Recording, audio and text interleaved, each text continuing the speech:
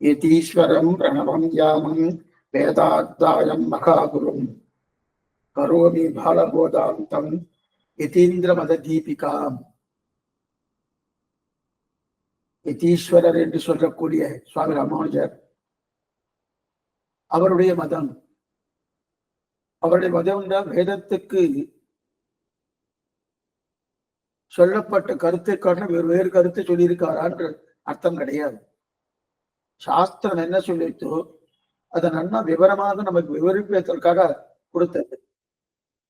அந்த மதத்தில் சொல்லப்பட்ட கருத்துக்கள், அந்த கருத்துக்களை நமக்கு சுலபமாக தெரிவிக்க வேண்டும், சுருக்கமாக தெரிவிக்க வேண்டும், நாம் அறியும்படி தெரிவிக்க வேண்டும் என்பதற்காகவே சோழசிம்மபுரம் தொட்டியாச்சார சுவாமியுடைய சிஷ்யர் சீனிவாசாச்சாரிய சுவாமியுடைய அனுகிரகத்தாலேயே யதீந்திர மத தீபிகா என்கிற கிரந்தத்தை அனுகிரகித்தார்.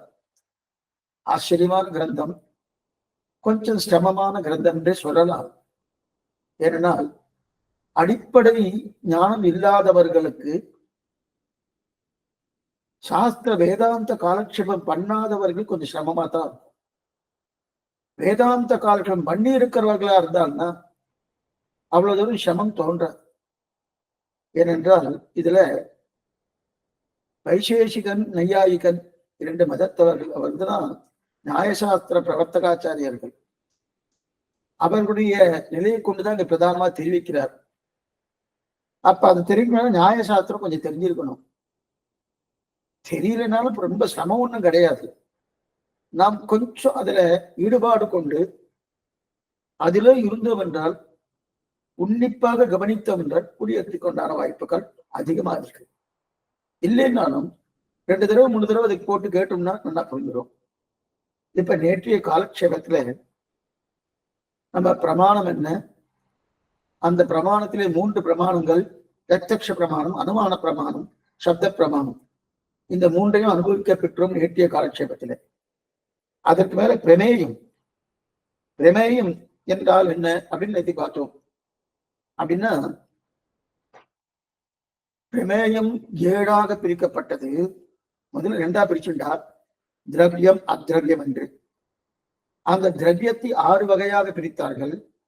பிரகிருதி, காலம், தர்மபூத ஞானம், நித்திய விபூதி, ஜீவாத்மா, ஈஸ்வரன் என்று சொல்லக்கூடிய பரமாத்மா. இது 6 வகையா பிரிவு. இது திரவியம்னு பேரு. அத்ரவியம் என்பது குணங்களை சொல்றது. குணங்கள் என்னென்ன, சத்துவகுணம் என்ன, ரஜோகுணம் என்ன, தமோகுணம் என்ன, இதை சொல்லித்துன்னு பார்த்தோம். அப்ப நமக்கு பிரமேயம், பிரமேயம் என்ன, முதல்ல பிரமாணம்னா நேற்று கொண்டு பார்த்தோமா, எத்தாலே இப்படிப்பட்டது தெரிஞ்சு கொண்டால் அதுக்கு பிரமாணம்னு பேரு. எத்தாலே இப்படிப்பட்டது தெரிஞ்சு கொண்டு அது பிரமாணம்னு பேரு. பிரமாதா யாருன்னா, யார் இப்படிப்பட்டது தெரிஞ்சு கொள்கிறானோ அவர் பிரமாதான்னு பேரு. பிரமாண புத்தி, அந்த புத்தியை வைத்துக் கொண்டுதான் பிரமாணமாகட்டும், பிரமேயமாகட்டும், அதே போல பிரமாதாவாகட்டும் 3ஐயும் தெரிஞ்சுக்க முடியும். பிரமா என்கிற புத்தியை வைத்துக் கொண்டுதான் பிரமாதா, பிரமேயம், பிரமாணம், இந்த 3ஐயும் தெரிஞ்சுக்கலாம். இப்ப சொல்லணும், யாருக்கு அறிவு ஏற்படுகிறதோ அவர் பிரமாதா, யாருக்கு அறிவு ஏற்படுகிறதோ அவர் பிரமாதா. எதன் மூலம் அறிவு ஏற்படுகிறதோ அது பிரமாணம். ரொம்ப சுலபமா இருக்கு பாருங்க.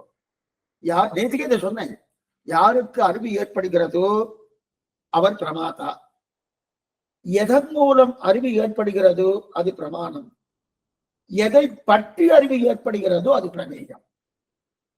ரொம்ப சுலபம் தானே இது. பிரமேயம் சரி. ஆனா பிரமாத்தாக்கள் யாரு?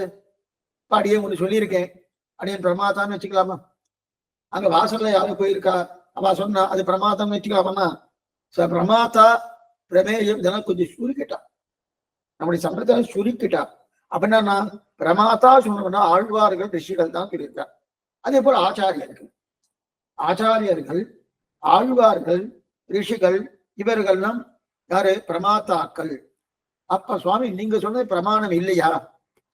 அப்ப நீங்க சொன்னது பிரமாணம் இல்லைன்னு நாங்க தீர்மானம் பண்ணலாமா? பிரமாணம் தான். அப்ப உங்களுக்கு பிரமாணத்தான்னு சொல்லப்படாதான்னா சொல்லலாம். எப்படி சொல்லலாம் நல்லா பாத்துங்க. அதனாலதான் சுருக்கினே சொன்னேன்.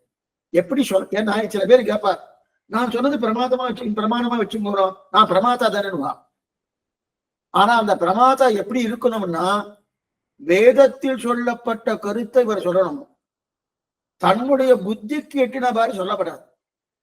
தன்னெஞ்சில் தோத்தினியே சொன்னா அவ பிரமாதா ஆக மாட்டார். அப்ப வேதத்தில் சொல்லப்பட்ட கருத்துன்னா என்ன அர்த்தம்? ஆழ்வாருடைய முன்னின்று நிறுத்திய அந்த சொல்கள், ஆச்சாரிகள் முன்னின்று நிறுத்திய அந்த சொற்கள், ரிஷிகளுடைய வாக்கியங்கள், அதைத்தான் சொல்ல முடியும். அப்ப சொல்லியாச்சுன்னா அவ சொன்னதை தானே நீ திருப்பி சொல்லிட்டு இருக்கேன், அப்ப பிரமாதாவான ஆயிடுச்சு. அப்ப நீங்க இல்லையா வராது. அதைத்தான் சுருக்கிட்டேன்னு சொல்லிட்டேன். அப்ப அவ சொன்னதை திருப்பி சொல்ற, அதனால வேணா பிரமாதான்னு போட்டுக்கொள்ளாம தவிர, பிரமாதா என்கிற சொல்லே ரிஷிகளையும் ஆழ்வார்களையும் ஆச்சாரியர்களை தான் குறிக்கும். இருக்கட்டும், இது பிரமாதா. அதே போல பிரமேயம் எது? யாராவது இருக்காரு சுவாமி? வடக்கு பக்கம் ஒருத்தர், தெற்கு பக்கம் ஒருத்தர், யாரோ இருக்கானா? பகவான் சிவன் நாராயணன் தான் பிரமேயம், வேற யாரும் கிடையாது, வேற ஒருத்தரும் கிடையாது.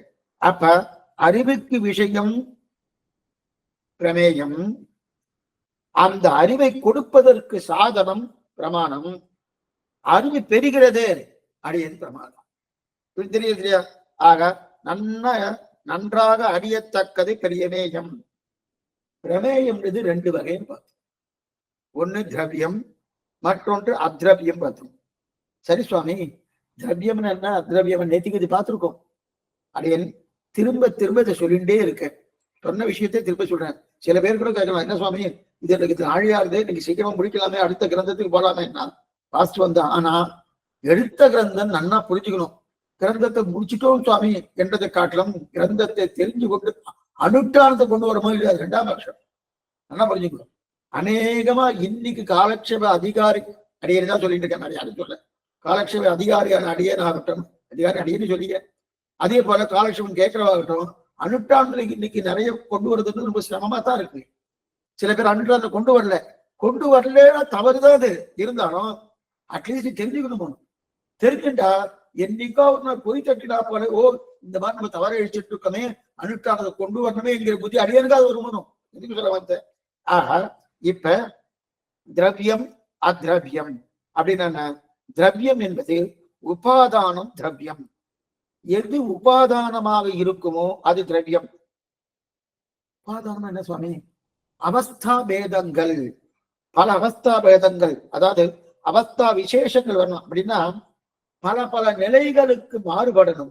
அந்த பல பல நிலைகளுக்கு மாறுபட்டா அதற்கு திரவியம்னு பேரு. இப்ப குடம் இருக்கு, மண் குடம். அது முன்னாடி மண்ணா இருந்தது, அதுக்கு முன்னாடி பூமியில இருந்தது. அப்ப ஒவ்வொரு நிலை மாறுபடுறதுனோ அப்ப குடம் என்பது திரவியம். எந்த பொருளா இருந்தாலும் மாறுபாட்டுக்கு உட்பட்டதா இருந்தா அது திரவியம். இவன் திரவியம் அத்ரவியம் ரெண்டா பிரிச்சு போனோம்.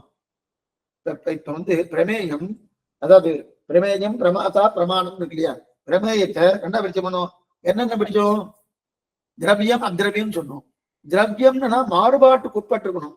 அந்த மாறுபாட்டுக்கு உட்பட்டு இருந்ததா அது திரவியம்னு பேர். இப்ப புரியத்துக்காசம், இப்ப ஒரு கடிகாரம் வச்சுட்டு இருக்கேன்.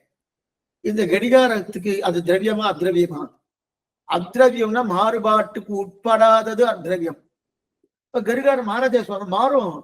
ஏற்கனவே இரும்பா இருந்தது, அதை காய்ச்சி அதை வெட்டி கொட்டி என்னென்ன படம் பண்ணி அதுல என்னென்ன உபகரணங்கள் சேர்த்திருக்கா இல்லையா? அப்ப ஒவ்வொன்றும் மாறுபட்டு இருக்கணும். மாறுபாட்டு இருக்கிறபடியால கடிகாரம் திரவியம். அப்ப அந்த கடிகாரம் இருக்கிறது பார்த்தா பிரமேயம் தெரிஞ்சுக்கணும். இப்ப அப்ப அந்த திரவியமாக கடிகாரம் திரவியமா இருக்கணும்னா ஏதோ ஒரு நிலைக்கு வந்து மாறி வைக்கணும். அப்படின்னா திரவியத்தை உபாதானமா இருக்கணும். இதைத்தான் அவஸ்தா விசேஷங்கள் அப்படின்னு சொல்கிறார். எதெல்லாம் மாறுதலுக்கு உட்பட்டு பெறுகிறதோ, வெவ்வேறு அவஸ்தைகள் சேருகிறதோ அதுதான் உபாதானம் பேரு. அப்படிப்பட்ட உபாதானம் தான் திரவியம் அப்படின்னு. சரி, அப்ப இப்ப ஒரு விஷயம் பாருங்க, அதான் குடத்துக்கு அதுக்கு எக்ஸாம்பிள் சொன்னேன். மண் குடத்தை எக்ஸாம்பிள் சொன்னோன்னே அது திரவியம் தெரியாது. அத்ரவியம்னா என்ன சுவாமி? அத்ரவியம் சரீரம் திரவியம் தான், மாறுபடுறத சுவாமி இல்லையா சுவாமி? நேத்துக்கு இந்த மாதிரி இருக்கு இல்ல, உடம்பு சுருங்கி இருக்கு, விரிவது எல்லாமே ஈரோடு எல்லாமே நடக்குது. அது மட்டும் இல்ல, 80, 90, 100 கல்வி போறதுனும் இந்த சரீரம் போயிடுறதுன்னா அப்ப மாறுபடுறதுனும். அப்ப மாறுபாட்டுக்கு உட்படுத்தலாம் திரவியம்னா சரீரமும் திரவியம் தான். அத்ரவியம் என்பது இந்த வேறுபாட்டை அடையாதது அத்ரவியம். வேறுபாட்டை அடையாது, இது வேறுபாட்டை அடையாது. சத்துவகுணமோ ரஜோகுணமோ தனோகுணமோ இது வேறுபாட்டை அடையாது.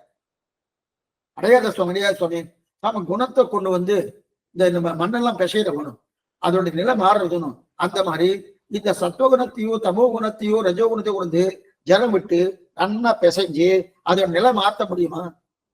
மாறுமான்னா அது மாறாது, திரவியம் தான் மாறும். அத்ரவியம் மாறவே மாறாது. மாத்த முடியுமான்னா மாத்த முடியாது. இதெல்லாம் எதெல்லாம் நிலை மாறாதோ அது அத்ரவியம்னு பேரு. எதெல்லாம் மாறுதலுக்கு உட்படுமோ அப்ப நிலை மாறுதல் ஏற்படுமோ அது திரவியம்னு பேரு. இது சொல்லிட்டேன், கொஞ்சம் கவனமா கேளுவோம். போக போக போக கேட்கறவா குறைஞ்சிட்டே வருது. தப்பு அடிக்கிட்டே இருக்கான்னு தெரியல. ஏன்னா அடிய சரியா சொல்லலையோ என்னமோ அங்கிற சந்தேகம் கூட வந்துடுறது.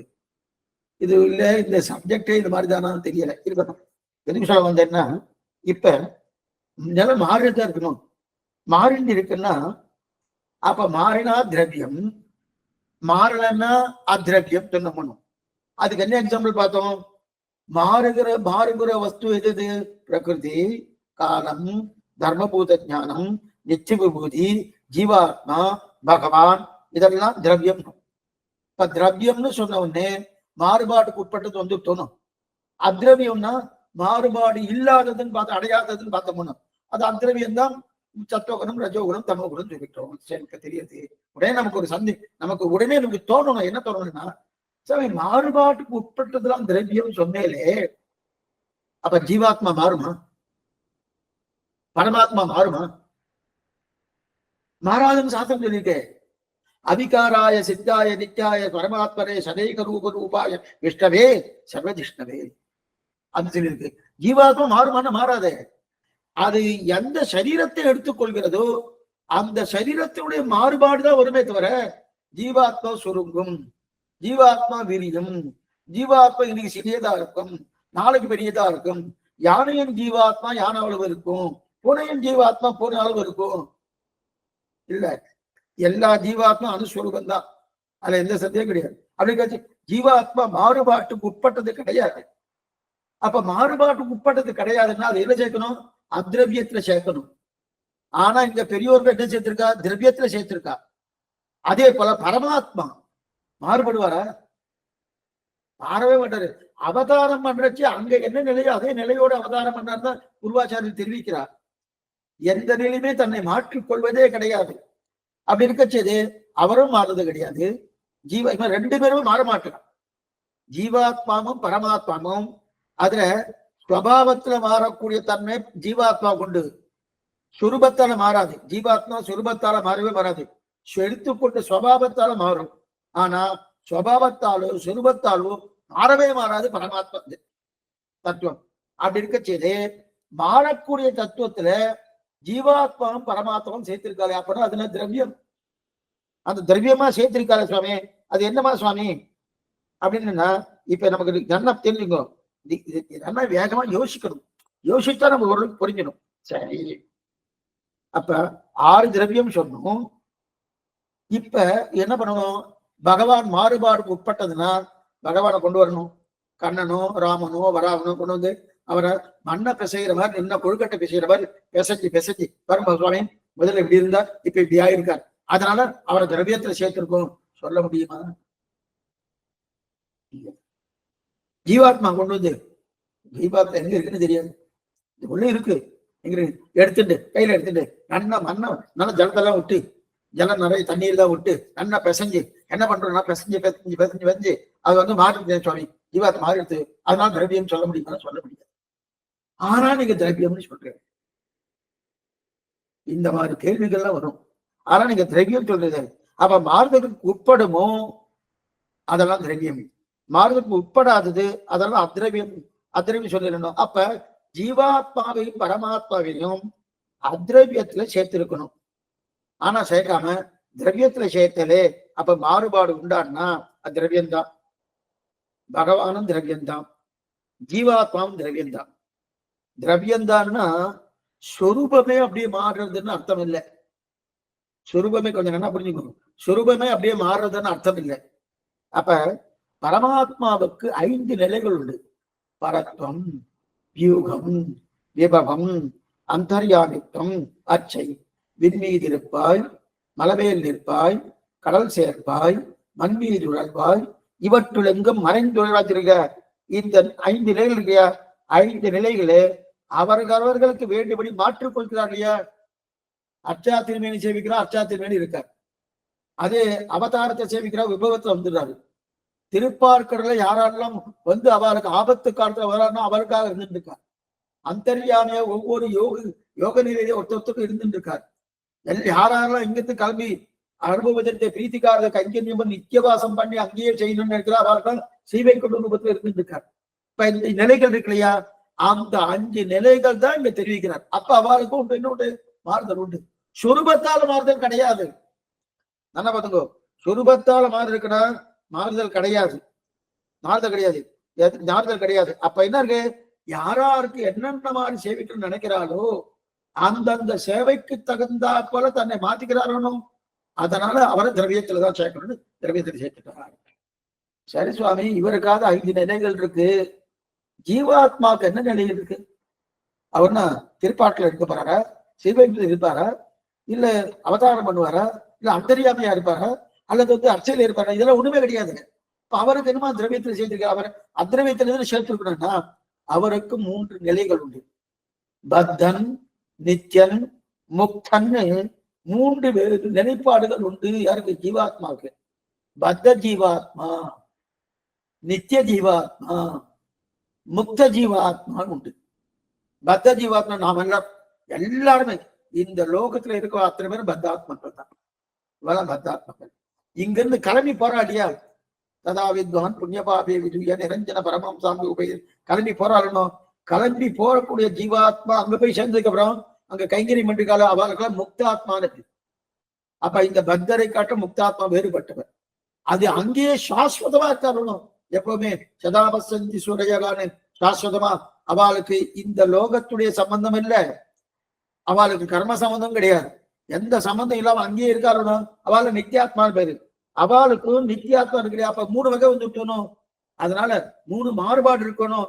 சொரூபத்தால் இல்லை, என்ன புரிஞ்சுக்கணும். அந்த நித்திய முக்தன் வந்துட்டோம். அப்படியே ஏன்னா அப்படியே ஜீவனை இலமிட்டு பிசையணும்னு இல்லை. நிலை மாறுதல்னா அவஸ்தை மாறுதல் என்பது அப்படின்னா அப்படியே சொரூபம் மாறுதல்னு சொல்லல, சொரூபம் மாறுதல்னு சொல்ல. என்ன பண்ணிட்டு அவளுக்கு இருக்க பத்த ஜீவாத்மா இது மோட்சத்துக்கு போகாதவன், மோட்சத்துக்கு இங்கிருந்து மோட்சத்துக்கு விடுபட்டு போனவன் முக்த ஜீவாத்மா, அங்கே இருக்கிறவன் நித்திய ஜீவாத்மா. இதுதான் மாறுதல். இந்த மாறுதல் இருக்கிறபடியாலே திரவியத்துல சேர்த்தார். ஆக திரவியம் 6 வகை. என்னென்ன வகை? 6 வகை. பிரகிருதி, காலம், தர்மபூத ஞானம், நித்திய விபூதி, ஜீவாத்மா, பரமாத்மா. அடுத்தது இது வரைக்கும் ஒரு நல்லா புரிஞ்சுட்டு, ஆனா இனிமே சொல்ல போறது கொஞ்சம் சிரமமா இருக்கும். சுவாமி ஒண்ணு இல்லைன்னு சொன்னேன் சுவாமி, நேற்றுக்கெல்லாம் நீங்க சொன்னதை கேட்டு நாங்க எல்லாம் கொடு வந்திருக்கோம். இன்னைக்கு ஒன்னும் சிரமம்னா கொஞ்ச நேரத்துக்கு தான், அதுக்கப்புறம் திரும்பி பழைய மாதிரி நம்ம சுலபமா பண்ணணும். கொஞ்சம் சிரமமா இருக்கிற மாதிரி இருக்கும். ஒண்ணு இல்லை. இதந்த மதாந்திரங்கள்னு வைசேஷிக நையாயிக்கு 2 பேர் இருக்கா, 2 மதங்கள் மதாந்திரங்கள்னு பேரு. அந்த வைசேஷ நையாயிக்கு என்ன சொல்றான்னா, அவருக்கு இந்த மாதிரி பிரிக்கலையே சுவாமி. ஏன்னா அவ என்ன பிரிக்கிறான், நம்ம பிரமேயத்தை 2ஆ பிரிச்சிட்டோம். திரவியம் அத்ரவியம்னு பிரிச்சோம். முடிஞ்சதுக்கு அப்புறம் கூட நீங்க போட்டு கேளுங்க, அப்பதான் நல்லா புரியும். திரவியம் அத்ரவியம் 2ஆ பிரிச்சோம். ஆனா வைசேஷிக நையாயிக்க 2 பேர், 2 மதங்கள் இருக்கு இல்லையா, அவதான் தார்க்கிகர்னு பேரு. அவ என்ன சொல்றான்னா, இல்ல இல்ல இல்ல இதை 7ஆ பிரிக்கணும்னு இருக்கார். 2 கிடையாது, 7ஆ பிரிக்கணும்ன்ற. என்ன சுவாமி 7? திரவிய, குண, கர்ம, சாமானிய, விசேஷ, சமவாய, அபாவாக என்று 7 பதார்த்தங்கள். 7 இதுதான் சம்ஸ்கிருத பாஷையில தர்க்க சங்கிரத்துல பாலபாடத்துல இதை சொல்லி கொடுக்குறான். சம்ஸ்கிருத பாஷையில தஸ்க சங்கிரகன்னு ஒரு ஒரு ஒரு போர்ஷன் இருக்கு. அந்த போர்ஷன்ல இது சொல்லி கொடுக்குற பாலபாட்டுல. ஏன்னா வைசேஷிக நையாயிகள் இப்படிதான் சொல்றான். இதுல நவ்ய தர்க்க சாஸ்திரம் இருக்கு, நவ்ய நியாய சாஸ்திரம் இருக்கு. நவ்ய ஒன்னும் கஷ்டப்பட வேண்டாம், நான் தான் முதல்ல சொல்றேன், கொஞ்சம் சிரமமா இருக்குன்னு நீங்க கேட்டவாங்க, புரியலன்னா மறுபடியும் கேட்டுக்கணும். நவ்ய தர்க்க சாஸ்திரம், நவ்ய நியாய சாஸ்திரம் இருக்கு. ஏதாவது புராதனமான நியாயம் இருக்கு, எல்லாமே சூத்திரங்கள் இருக்கு. கௌதம சூத்திரங்கள், நியாய சூத்திரங்கள் அப்படின்னு இருக்கு. இதெல்லாம் எப்படின்னு அர்த்தம்னா, இதுக்கு ரீத்தின்னு பேர். நியாய சூத்திரம் ரீதி.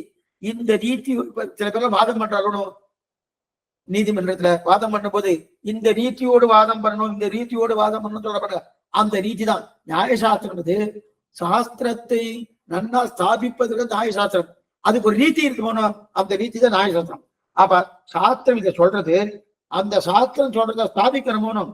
அந்த சாஸ்திரம் சொல்றதை ஸ்தாபிப்பதற்காக, அதை வாதாடுவதற்காக ஒரு கருவி வேணுமனும், அந்த கருவிதான் நியாயசாஸ்திரம்.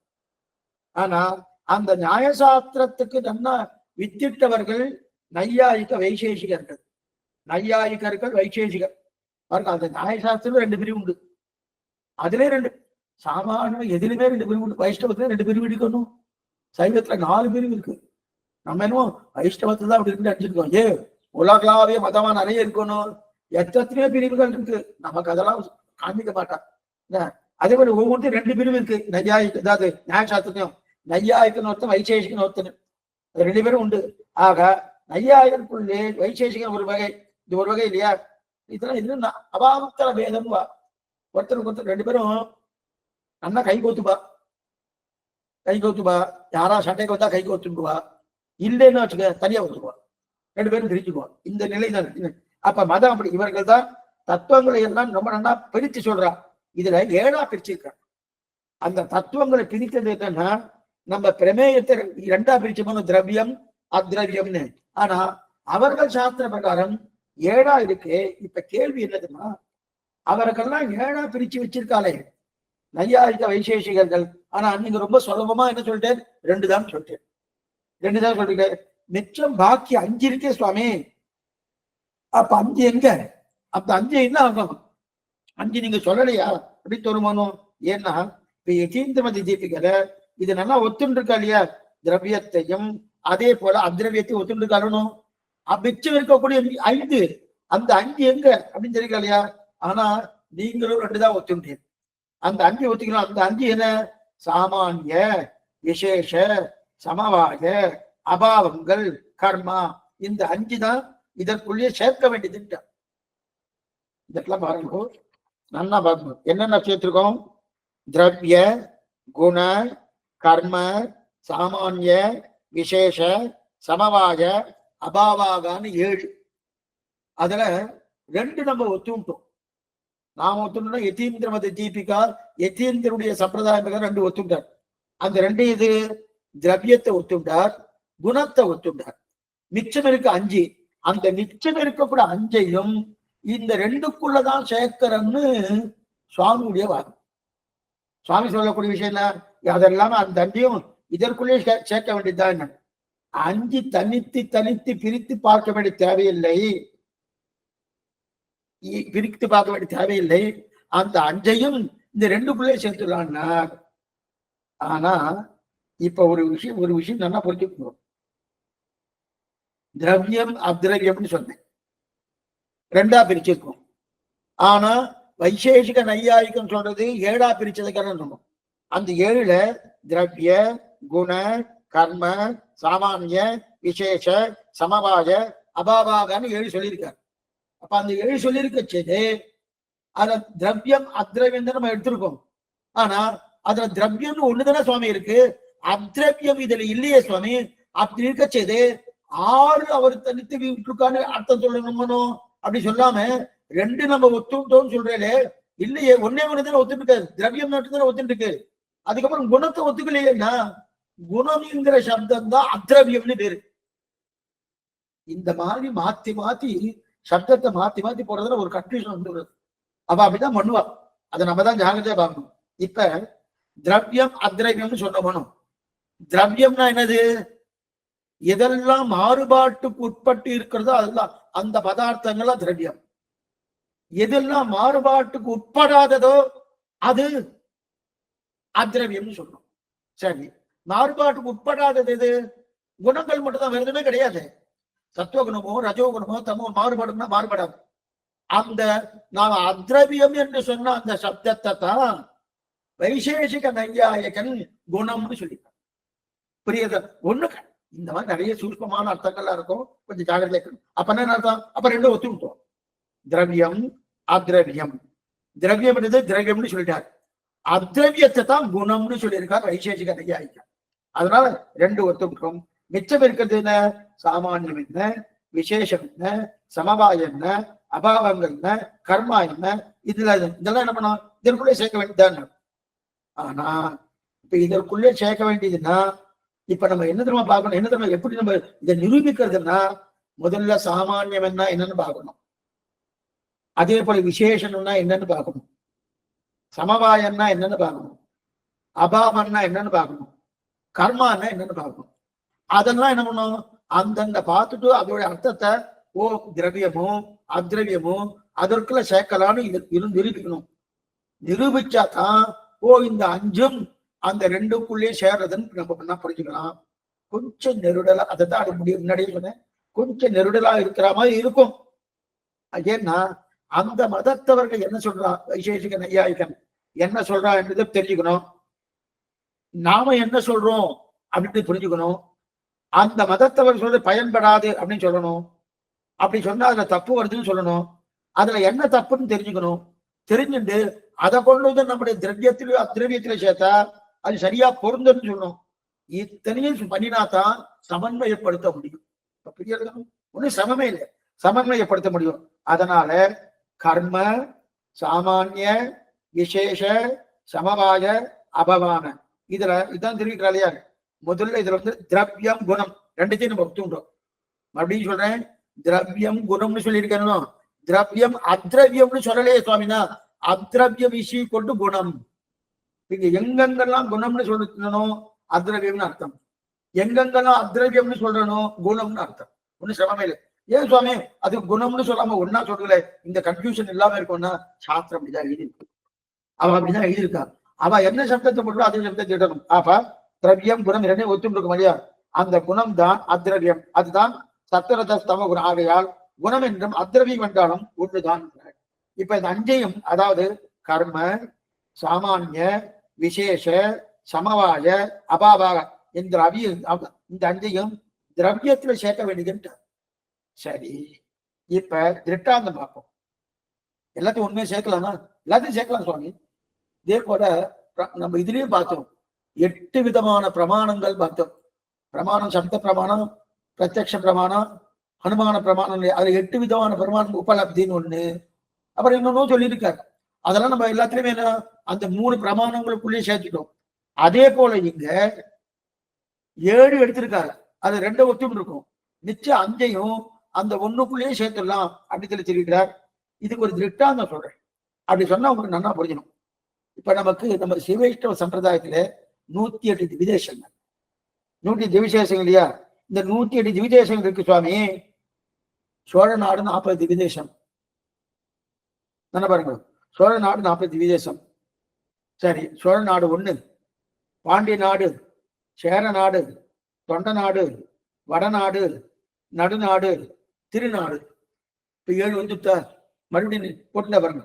சோழ நாடு, பாண்டிய நாடு, சேர நாடு, அதே போல தொண்ட நாடு, வடநாடு, நடுநாடு, திருநாடு. 7 வந்துட்டு. அங்கேயும் 7 தான் போட்டிருக்கார். 7ஆ பிரிச்சிருக்கா வைசேஷிக நையாயிகன். இங்கேயும் 7 வந்துட்டு. ஒருத்தர் சொன்னார், சுவாமி திவ்ய தேசங்கள் 108 இல்ல சுவாமி 7ன்னு சொன்னார். என்ன சுவாமி 108 பிரசித்தமா சொல்லியிருக்க, 7 என்ன சொல்றேன்னா? இப்ப நீங்க பாருங்க, சேர நாடு, சோழ நாடு, தொண்ட நாடு, வடநாடு, நடுநாடு, அதே போல இருக்கக்கூடிய திருநாடு எல்லாம் சேர்த்த 7 தின சுவாமி வருதுன்னா, அப்பன்னா என்ன அர்த்தம்னா, சோழ நாட்டுல 40 திவ்ய தேசங்கள் இருக்கு. அதே போல பாண்டிய நாட்டுல 18 திவ்ய தேசங்கள் இருக்கு. சேர நாட்டுல 13 திவ்ய தேசங்கள் இருக்கு. தொண்ட நாட்டுல 22 திவ்ய தேசங்கள் இருக்கு. நடுநாட்டுல 2 திவ்ய தேசங்கள் இருக்கு. வடநாட்டுல 12 திவ்யதேசங்கள் இருக்கு. திருநாடு என்று சொல்லக்கூடிய ஒரு திவ்யதேசம் ஸ்ரீவைகுண்டம். இதை மொத்தையும் சேர்த்தா என்ன ஆகுது? 108 கொடுத்துக்கணும். அப்ப இது தனியாவும் சொல்லலாம், 108 சொல்லலாம். தனியா சொல்றது 7 வருது பாருங்க. சேர, சோழ, பாண்டிய, தொண்டை, வடநாடு, நடுநாடு, திருநாடு 7 வந்துருக்கு. அதே போல எக்ஸாம்பிள் தான் சொன்னேன் தவிர அவ இதை பார்த்து சொன்னாலான்னு கேட்க இதுக்கு சொல்ல வந்தேன். அப்ப இந்த 7 பிரிவு இருக்கணும். அப்ப இது 7 பிரிவு இருக்குன்னா சுவாமி 7 தான் சொல்ல முடியுமா? 108 திவ்யதேசம் கிடையாது சொல்ல முடியுமான்னா 7ன்னு சொல்லலாம், 108 சொல்லலாம். ஆனா அந்த 7 எதுக்குள்ள அடக்கம்? அது 108க்குள்ள அடக்கும். அதே அந்த 108 அந்த 7க்குள்ளே அடக்கும் எப்படின்னு சொல்லலாம். 7ன்னு சொல்றச்சே அந்த 108 7க்குள்ள சேர்க்கலாம். அதே போல 108க்குள்ள இந்த 7ஐயும் சேர்க்கலாம் இல்லையா? அதே போலதான் இங்கேயும் திரவியத்தில் 6ஐயும் சேர்க்கலாம். அத்ரவியம் ஒண்ணுதான், குணங்கள் ஒண்ணுதான். குணங்கள் மற்றது கிடையாது, குணங்கள் ஒண்ணுதான் இருக்கு அத்ரவியம். ஆனா திரவியத்துல திரவியம் என்னது? மாறுபாட்டுக்கு உட்பட்டது. அத்ரவியம் எடுத்துட்டா சத்துவகுணம், ரஜோகுணம், தமனம், அதை தவிர எதுவும் கிடையாது. அப்ப இந்த 6ஐயும் எதுல சேர்க்கலாம்? இந்த 6ஐயும் அந்த திரவியத்துக்குள்ளே சேர்க்கலாம். அத்ரவியம். இப்ப ஏனைய 5 விஷயம்னு பார்ப்போம். ஏனைய 5 என்னென்ன? கர்ம, சாமானிய, விசேஷ, சமவாய, அபாவான அப்படின்னு இருக்கு இல்லையா? இந்த 5 என்னன்னா முதல்ல சுருக்கமா சொல்றேன். கர்மன்னா என்ன, சாமானியம்னா என்ன, விசேஷன்னா என்ன, சமவாயன்னா என்ன, அபாவாகனா என்ன? முதல்ல கர்மன்னா இந்த கர்ம 5 விதமா மாத்திக்கிறார். கர்மன்னா பாப புண்ணியங்கள் கிடையாது. இந்த இது வேறு 5 விதமா மாத்துறார். அப்படின்னா உத்பேக்ஷவா, அபக்ஷேபண, ஆகுஞ்சன, பிரசாரண, கமன என்று 5. உத்பேக்ஷணம்னா ஒரு சலனம். சலனம்னா என்னன்னா குறைவது, நீள்வது, நகர்வது, இதெல்லாம் வெவ்வேறா பிரிச்சு சொல்றோம் இல்லையா? இப்படி எல்லாம் சொல்ல வேண்டிய அவசியமே இல்லை. அதாவது உத்பேக்ஷணா, அபேக்ஷணா, ஆகுஞ்சன, பிரசாரண, கமன, இது 5ஆ பிரிச்சுக்காங்க. எந்த கர்ம என்கிற ஒரு சப்தத்தை 5ஆ பிரிச்சிருக்கா. இதுல நிற்பன, குறைவன, அதே போல நடப்பன, அதே போல நீண்டு போவன, இதெல்லாம் சொல்ல தேவையில்லை. ஏன்னா மேலே போவது என்பது உத்பேக்ஷணம், கீழே போவது என்பது அபத்தேக்ஷணம், ஆகுஞ்சனம் என்பது சுருங்குவது, பிரசரணம் என்பது விரிவடைவது, கவனம் என்பது ஓரிடத்திலிருந்து மற்றொரு இடத்துக்கு போவது. சமமே இல்லையே. சப்தத்தை நீங்க ஞாபகம் வச்சுக்கொண்டா இதெல்லாம் என்னது? அதாவது உத்பேட்சை, அதாவது உத்பேட்சணம், அபத்பேட்சணம் இல்லையா? உத்பேட்சம்னா கீழே போறது, அபத்பேட்சணம்னா மேலே போறது உத்பேட்சணம், கீழே போவது அபத்பேட்சணம், ஆகுஞ்சனம் என்பது சுருங்குவது, பிரசரணம் என்பது விரிவடைவது, அதே மாதிரி கவனம் என்பது ஒரு இடத்துல நடத்த போறது. இது 5ம் கர்மம். இந்த 5 கர்மத்தை ஒவ்வொன்றா தனித்தனியா பிரிக்கிறார். இந்த மாதிரி பிரிக்க வேண்டிய அவசியமே கிடையாது. ஏன்னா இப்ப நாமே எடுத்துக்கணும், ஒரு எக்ஸாம்பிள் எடுத்துமே. மாடியிலிருந்து கீழே இறங்குறோம், மாடியிலிருந்து கீழே இறங்குற போனோம். அப்ப மேலிருந்து கீழங்கிறது நல்லாவே தெரியாது, கீழே இருந்து மேல போறது நல்லாவே தெரியுதணும். இது தனியா எடுக்கணுமா? தேவையே இல்லையே. அது தேவையே இல்லையே. மாடியிலிருந்து கீழங்கிறதுக்கு கீழே இருந்து மேல போறதுல சுவாமி வராரு அவ்வளவுதான் சொல்ல முடியாது. வர மேல இருந்து கீழே இறங்கினார், கீழே இருந்து மேல பண்ண சொல்ல வேண்டிய அவசியம் இல்லை. இது ஒண்ணு. அடுத்தது இது ஒண்ணு. இதுவும் அதே விதிலேயே சேர்த்துடலாம். 2வது, ஒரு நல்ல செய்தி கேட்டு வந்துச்சுங்க, சாமி நம்ம சேவையும் நீங்க வந்தா தனியா சேவை சாப்பிடலாம், நல்லா இருக்கீங்க, அங்கேயே 1/2 மணி நேரம் நின்று சேவிக்கலாமா, உங்களுக்காக ஒரு பரிசு வந்திருக்கு, இந்த மாதிரி பரிசு கொடுத்துருக்காங்க. உடனே நமக்கு ஆனந்தம் வந்துடும். ஆனந்தம் வந்து பெருத்து விடப்படும். அப்ப நல்ல செய்தி வந்துட்டுனா கொஞ்சம் பெருக்கல பெருத்தா போல ஒரு பாவம் வந்துருந்தனும், அது இருக்கு. அதே போல நம்ம சோகமா வந்துட்டு தீய செய்தி ஏதோ ஒன்று வருது, அந்த செய்தி வந்தோடனே என்ன சொல்றேன், சோகித்திருக்கே, என்ன ஆச்சு, ரொம்ப சோம்பலா இல்ல, சோகமா இருக்கிறேன். என்னன்னா ஏதோ ஒரு செய்தி வந்துட்டு தீய செய்தி, அப்ப சுருங்குற போனோம். வயசானாலும் சுருங்கும், தீய செய்தி வந்தாலும் சுருங்கும். இந்த மாதிரி எது இருந்தாலும் அதுக்கு கர்மான்னு பேர். அப்ப சுருங்குவது, விரிவடைவது, போவது, வருவது, மேலே போவது கீழே போவது, அதே போல இருக்கக்கூடிய இந்த மாதிரி மாறுறது இல்லையா, அதுக்கெல்லாம் கர்மான்னு பேரு. இத தனியா பிரிக்கிறார். யாரு? வைசேஷிக நையாயிக்கம் தனியா பிரிக்கிறார். சுவாமி என்ன சொல்றாருன்னா, இது வெறும் சலனம், வெறும் சலனம். அப்ப இதை எதுல சேர்க்கலாம்? அதிலேயே சேர்த்துடலாம். அதிலே சேர்க்கலாம். கர்மா என்று அஞ்சா பிரித்து சொல்ல தேவையே இல்லை. அஞ்சா என்ன பிரிச்சார்? உத்பேட்சணா, அபேட்சணா, ஆகுஞ்சன, பிரசரண, கமன, இதெல்லாம் தனியா பிரிக்க வேண்டிய தேவையே கிடையாது. எல்லாமே ஒண்ணுத்துல சேர்க்கலான்னு, எல்லாமே ஒன்னா சேர்த்துடலான்னு. சரி சுவாமி, சேர்த்தா என்ன சுவாமி? தனி என்ன பிரிச்சா இதுல குற்றம் வருதுன்றார். பிரிச்சாச்சுனாலே ஒரு குற்றம் வருதுன்னாரு. என்ன குற்றம்? கௌரவம் குற்றம் வருது. கௌரவம் குற்றம் வருது. அதாவது பிரியத்துக்காக சொல்றேன், சாஸ்திரம் நமக்கு ஒண்ணு சொல்லிட்டு அது சொல்லாத விஷயத்தை நான் யுக்தியால விதித்து சொல்ல போனா அதுக்கு கௌரவம் என்ற குற்றம் வரும். பிரியத்துக்காக சொல்றேன். இந்த மாதிரி நிறைய பேர் இந்த மாதிரி இன்னைக்கு நிறைய பேர் பண்றான். பாதிதான் வாசிப்பா, பாதி தெரியாது. பாதி கன்னடத்தை சொல்ற அந்த மாதிரி பாதி வாசிச்சுட்டு மிச்சம் பாதி தெரியாம தங்களுடைய யுக்தியால இப்படிதான் சாஸ்திரம் சொல்லியிருக்குன்னு அவ தப்பான கருத்தை சொல்றா பாருங்க. அதுக்கு கௌரவம்னு பேரு. அந்த குற்றத்துக்கு கௌரவம்னு பேரு. அந்த குற்றம் இதுக்கு வரும்னு சாஸ்திரம் என்ன சொல்லித்தோ அதைத்தான் சொல்லணும். அதை சொல்லப்பட்ட விஷயத்தை சுருக்கி சொன்னாலும் குற்றம், விரித்து சொன்னாலும் குற்றம். அப்ப அது மட்டும் இல்ல, அந்த குணத்தை சொன்னால் அதற்கு லாவகம்னு பேரு. அதை குறைச்சு சொல்லியாச்சுன்னா பாருங்க, அதுக்கு லாவகம்னு பேரு. ஏன்னா அதிகமாக சொன்னா அதுக்கு கௌரவம்னு பேரு. சாஸ்திரம் சொன்ன விஷயத்த ஒருத்தருக்கு நிறைய பெருமைகள் சொல்லியிருக்கு, அவருக்கா ஒண்ணு பேர சுவாமி. அப்ப குறைச்சு சொல்லியிருக்கணும், அதுக்கு லாவகம்னு பேரு.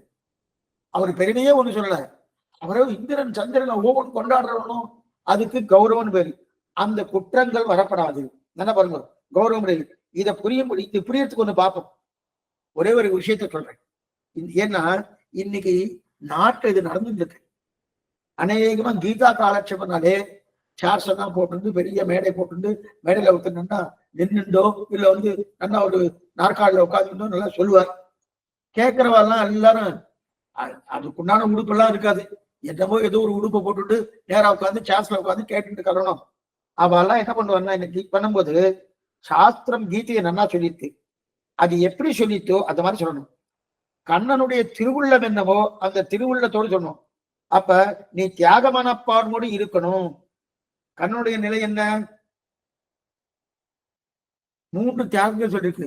கர்த்துத்த தியாகம், மமதா தியாகம், பல தியாகம்னு. அந்த தியாக மனப்பான்மோடு இருக்கணும். விதிக்கப்பட்ட கர்மாவை நீ பண்ணணும் அப்படின்னு கீதையை பத்தி நல்லா கண்ணன் விரிவா சொல்லியிருக்காரு. ஆனா இந்த கீதைய உலகளாவில சொல்றா பாருங்க சில பேர், எங்கெங்கயோ சொல்லணும் ஆக்கணும்னு பாக்குறாளோ. அவ என்ன பண்ணானா கீதாச்சாருடைய திருவுள்ளம் என்னவோ அந்த திருவுள்ளத்தபடி சொல்லணும். ஆனா அதை தாண்டி என்ன சொல்றேன்னா இவ இந்த ஜனங்களை நல்லா திருப்திப்படுத்தணுன்றதுக்காக கீதையில சொல்லாத விஷயத்த சொல்றான். அப்பனா தீசையில சொல்ல விஷயத்த கொஞ்சம் திரிச்சு அதை கொஞ்சம் உத்வேட்சை அதை கொஞ்சம் அதிகமாக ஆக்கியோ அல்லது குறைத்தோ தனக்கு தான் என்ன சொல்ல வந்ததோ தன்னுடைய நிலை என்னவோ அந்த நிலைக்கு தகுந்தாப்புல குறைப்பதோ ஏற்பதோ சொன்னால் அது குற்றம். இதுக்கு அந்த மாதிரி காலட்சேபம் நடந்துட்டு இருக்கு, சில இடத்துல நடந்துட்டு இருக்கு. ஏன்னா பிரியத்துக்காக சொல்றேன். இப்ப ஒருத்தர் கீத காலம் கூப்பிட்டுருக்காரு. கூப்பிட்டவர் பெரிய அதிகாரி. அவர் என்ன பண்ணார், சுவாமி நாங்க ஒரு நிறுவனம் நடத்தணும், அந்த நிறுவனத்தில் நிறைய பேர் வேலை செய்யணும் இருக்கா, அந்த வேலை செய்யற இடத்துல இன்னென்ன மாதிரி பண்ணா மிகவும் நல்லது என்று கீதா சாஸ்திரம் சொல்லி இருக்கு அப்படின்னு நீங்க சொல்லுங்கன்னு அவர் சொன்னார் வச்சுக்கோ. இது நல்லா கேட்டுக்கோ, சொன்னார் வச்சுக்கோ. உடனே ஒரு புத்தகத்தை தேடுவார், கீதையில இந்த மாதிரி சொல்லியிருக்காங்க, உன்னுடைய கர்மத்தை செய், பலத்தை எதிர்பார்க்காதுன்னு சொல்லியிருக்கணும். அதை வேற கொஞ்சம் மாற்றுவார். கர்மத்தை செய், பலனை எதிர்பார்க்காதுன்னு என்ன அர்த்தம்னா பகவத் கர்மத்தை செய்யணும், யாருக்கோ வேலை செய்யணும் கிடையாது, அது கிடையாது. இவரை மாத்திட்டு என்ன பண்ணுவாருன்னா, ஓ கீதையில இந்த மாதிரி சொல்லியிருக்கு, நீங்க நல்லா செய்யுங்கோ, அவனோட பலனை எதிர்பார்க்காதீங்கோ, அது மட்டும் இல்ல கண்ணனே சொல்லியிருக்கானே அப்படின்னு சொன்னா இதுக்குதான் என்ன பேரு, குற்றம். இப்ப இல்லாத ஒரு விஷயம் சொல்றானோ, இது கண்ணன் சொல்லவே இல்லை. கண்ணன் என்கிற முதலாளியை திருப்திப்படுத்துவதற்காக கீதை சொன்னமே தவிர யாரோ மூணாவது மனுஷன் காபுருஷன் அவரை திருப்தி பண்றதுக்காக, அந்த முதலாளி திருப்தி பண்றதுக்காக கீதையில இல்லாத விஷயத்த சொல்லா பாருங்க. இன்னைக்கு நிறைய அந்த மாதிரியான சில விஷயங்கள் இன்னைக்கு வார சஞ்சிகை, மாச சஞ்சிகை, நித்தியமே சில பேர்லாம் எழுதுவா. அவளுடைய கட்டுரை எழுதுவா. கட்டுரை எழுது அது முக்காவாசி அநேகம் என்னன்னா அதுல இருந்து இருக்கக்கூடிய டிரான்ஸ்லேஷன், மொழிபெயர்ப்புன்னு சொல்லிட்டு தன்னுடைய யுக்தியை கையாண்டு தன்னுடைய தர்க்க சாஸ்திரத்தை நியாய சாஸ்திரம் வைத்துக் கொண்டு அந்த இல்லாத ஒரு விஷயம் இதெல்லாம் பாருங்க, அதற்கு தான் லாவகமும் என்ற குற்றமும் கௌரவம் என்ற குற்றமும் வந்துடும். அது இதுக்கு சொல்லுவாங்கன்னா இந்த மாதிரி பண்ணப்படாது. அந்த முதலாளியை திருப்தி பண்றதுக்காக கண்ணன் கீதையில சொல்லாத விஷயம் சொல்றாருனோ, அப்ப பகவான திருப்தி இருக்குமா? நான் சொன்னதே வேறு, இவன் தப்பா சொல்லிட்டு கண்ணன் இல்லையா? அப்ப அது மாதிரி கூட்டக்கூடாது. அது என்ன இருக்கோ அதை சொன்னோம். எனக்கு தகுந்தாற் போல கற்பனையா இடித்து சொல்லப்படாது. அதத்தான் இப்ப நையாயிக வைசேஷிகம் பண்ணியிருக்காங்க. தர்க்க சாஸ்திரத்தை வைத்துக் கொண்டு இதை பண்றான். அப்பனா என்ன, திரவியம் ஒண்ணுதான். அதே போல திரவியத்தை 7ஆ பிரிச்சானும், திரவியம் அத்திரவியம் 2 தான். அது 2த்தையும் 7ஆ பிரிச்சானா அது பிரயோஜனமே இல்லை. 7ஆ பிரிச்சா 5 தான் மிச்சம் இருக்கு. அந்த 5ஐயும் திரவியத்திலே சேர்க்கலாம். ஏன்னா நீ ஏதோ உத்ரேட்சை பண்ணி இழுத்துட்டு வரீங்கன்னு அந்த மாதிரி பண்ணப்படாது. சாஸ்திரம் என்ன சொல்லிட்டோ அதைத்தான் நன்னா விரித்து சொன்னேன் என்றால், நல்லா பாருங்க, சாஸ்திரம் சொல்லியிருக்கு, அதை நன்னா விரிச்சு சொல்லிட்டேன்னா அதுக்கு கௌரவம்னு பேர், குற்றம் இருக்கு. சாஸ்திரம் சொன்னதை சுருக்கினேன்னா அதுக்கு லாவகம்னு பேர். அப்ப அந்த மாதிரி சொல்லப்படாதா சுவாமி? சொல்லப்படாது. சாஸ்திரம் வேதம் தமிழ் செய்த மாறன். அதனாலதான் நம்ம சம்பிரதாயத்தை சொல்லப்பட்டிருக்கு பாருங்க. வேதத்துல என்ன சொல்லப்பட்டதோ அதைத்தான் திரும்ப சொன்னதை தவிர, இல்ல இல்ல வேதத்துல இது சுமாரா சொல்லியிருக்கு சுவாமி, நான் ஒண்ணு அதிகமா சொல்றேன், அதுக்கு கௌரவம். வேதத்துல இது அதிகமா சொல்லியிருக்கு சுவாமி, அதெல்லாம் ஒண்ணும் கிடையாது, நான் குறைக்கிறேன் அப்படின்னு குறைச்சாச்சுன்னா அதுக்கு லாபம் அந்த மாதிரி பண்ணுது. ஆக இது மொத்தமே கவனம். அப்ப இதெல்லாம் அதாவது நகர்வது, மேலே போவது, கீழே போவது, சுருங்குவது, விரிவது, இதெல்லாம் நம்ம யுக்தியில சொல்கிறோம் இல்லையா? இந்த யுக்தியே கர்மத்தில் 5ஆ பிரிக்காதே. கர்மத்தில் 5ஆ பிரிக்காது. ஏன்னா இதெல்லாம் உன்னுடைய யுக்தியை வைத்துக் கொண்டு சொல்லிட்டு இருக்க. அந்த யுக்தியை பிரிக்காது. கர்மம் என்றாலே சலனம்னு வச்சுக்கோ. சலனா சலன சம்யோகம். சம்யோகம் என்பதை சேர்க்கலாம். சம்யோகம்னா அந்த அது அத்ரவியத்தில் வரப்போகுது. சம்யோகம்ன்றது அதாவது இதை நாம இப்ப பார்க்க போறது இல்லை. சம்யோகம் அத்ரவியத்துலதான் வரப்போகுது. இருந்தாலும் அத்ரவியத்துல என்னென்ன இருக்கு? சப்தஸ்பர்ஷ ரூபரச கந்தங்கள் இருக்கு. அத்தனையும் அத்ரவியம் சொல்ல போறார். ஆனா சப்தம் என்ன, இதே சத்துவகுணம் என்ன, ரஜோகுணம் என்ன, தமோகுணம் என்ன, இதெல்லாம் அத்ரவியம். இதெல்லாம் சம்யோகம் என்பது அத்ரவியம் இல்லையா? அதற்குள்ள எல்லாத்தையும் சேர்த்துலாம். அதனால இப்போதைக்கு கர்ம என்று தன்மையா பிரிக்க வேண்டாம். கர்ம என்று தனிமையா பிரிக்க வேண்டாம். சலனம் என்று ஒன்றாக்கி விட்டு அந்த சலனமும் சம்யோகத்தில் சேர்த்துடலாம். சம்யோகம் இருக்கு இல்லையா? அந்த சம்யோகத்தில் சேர்த்தலாம். ஆகவே சம்யோகம் என்ற குணத்தை கொண்டே கர்மம் என்கிற கிரியை நிர்வகிக்கலாம்.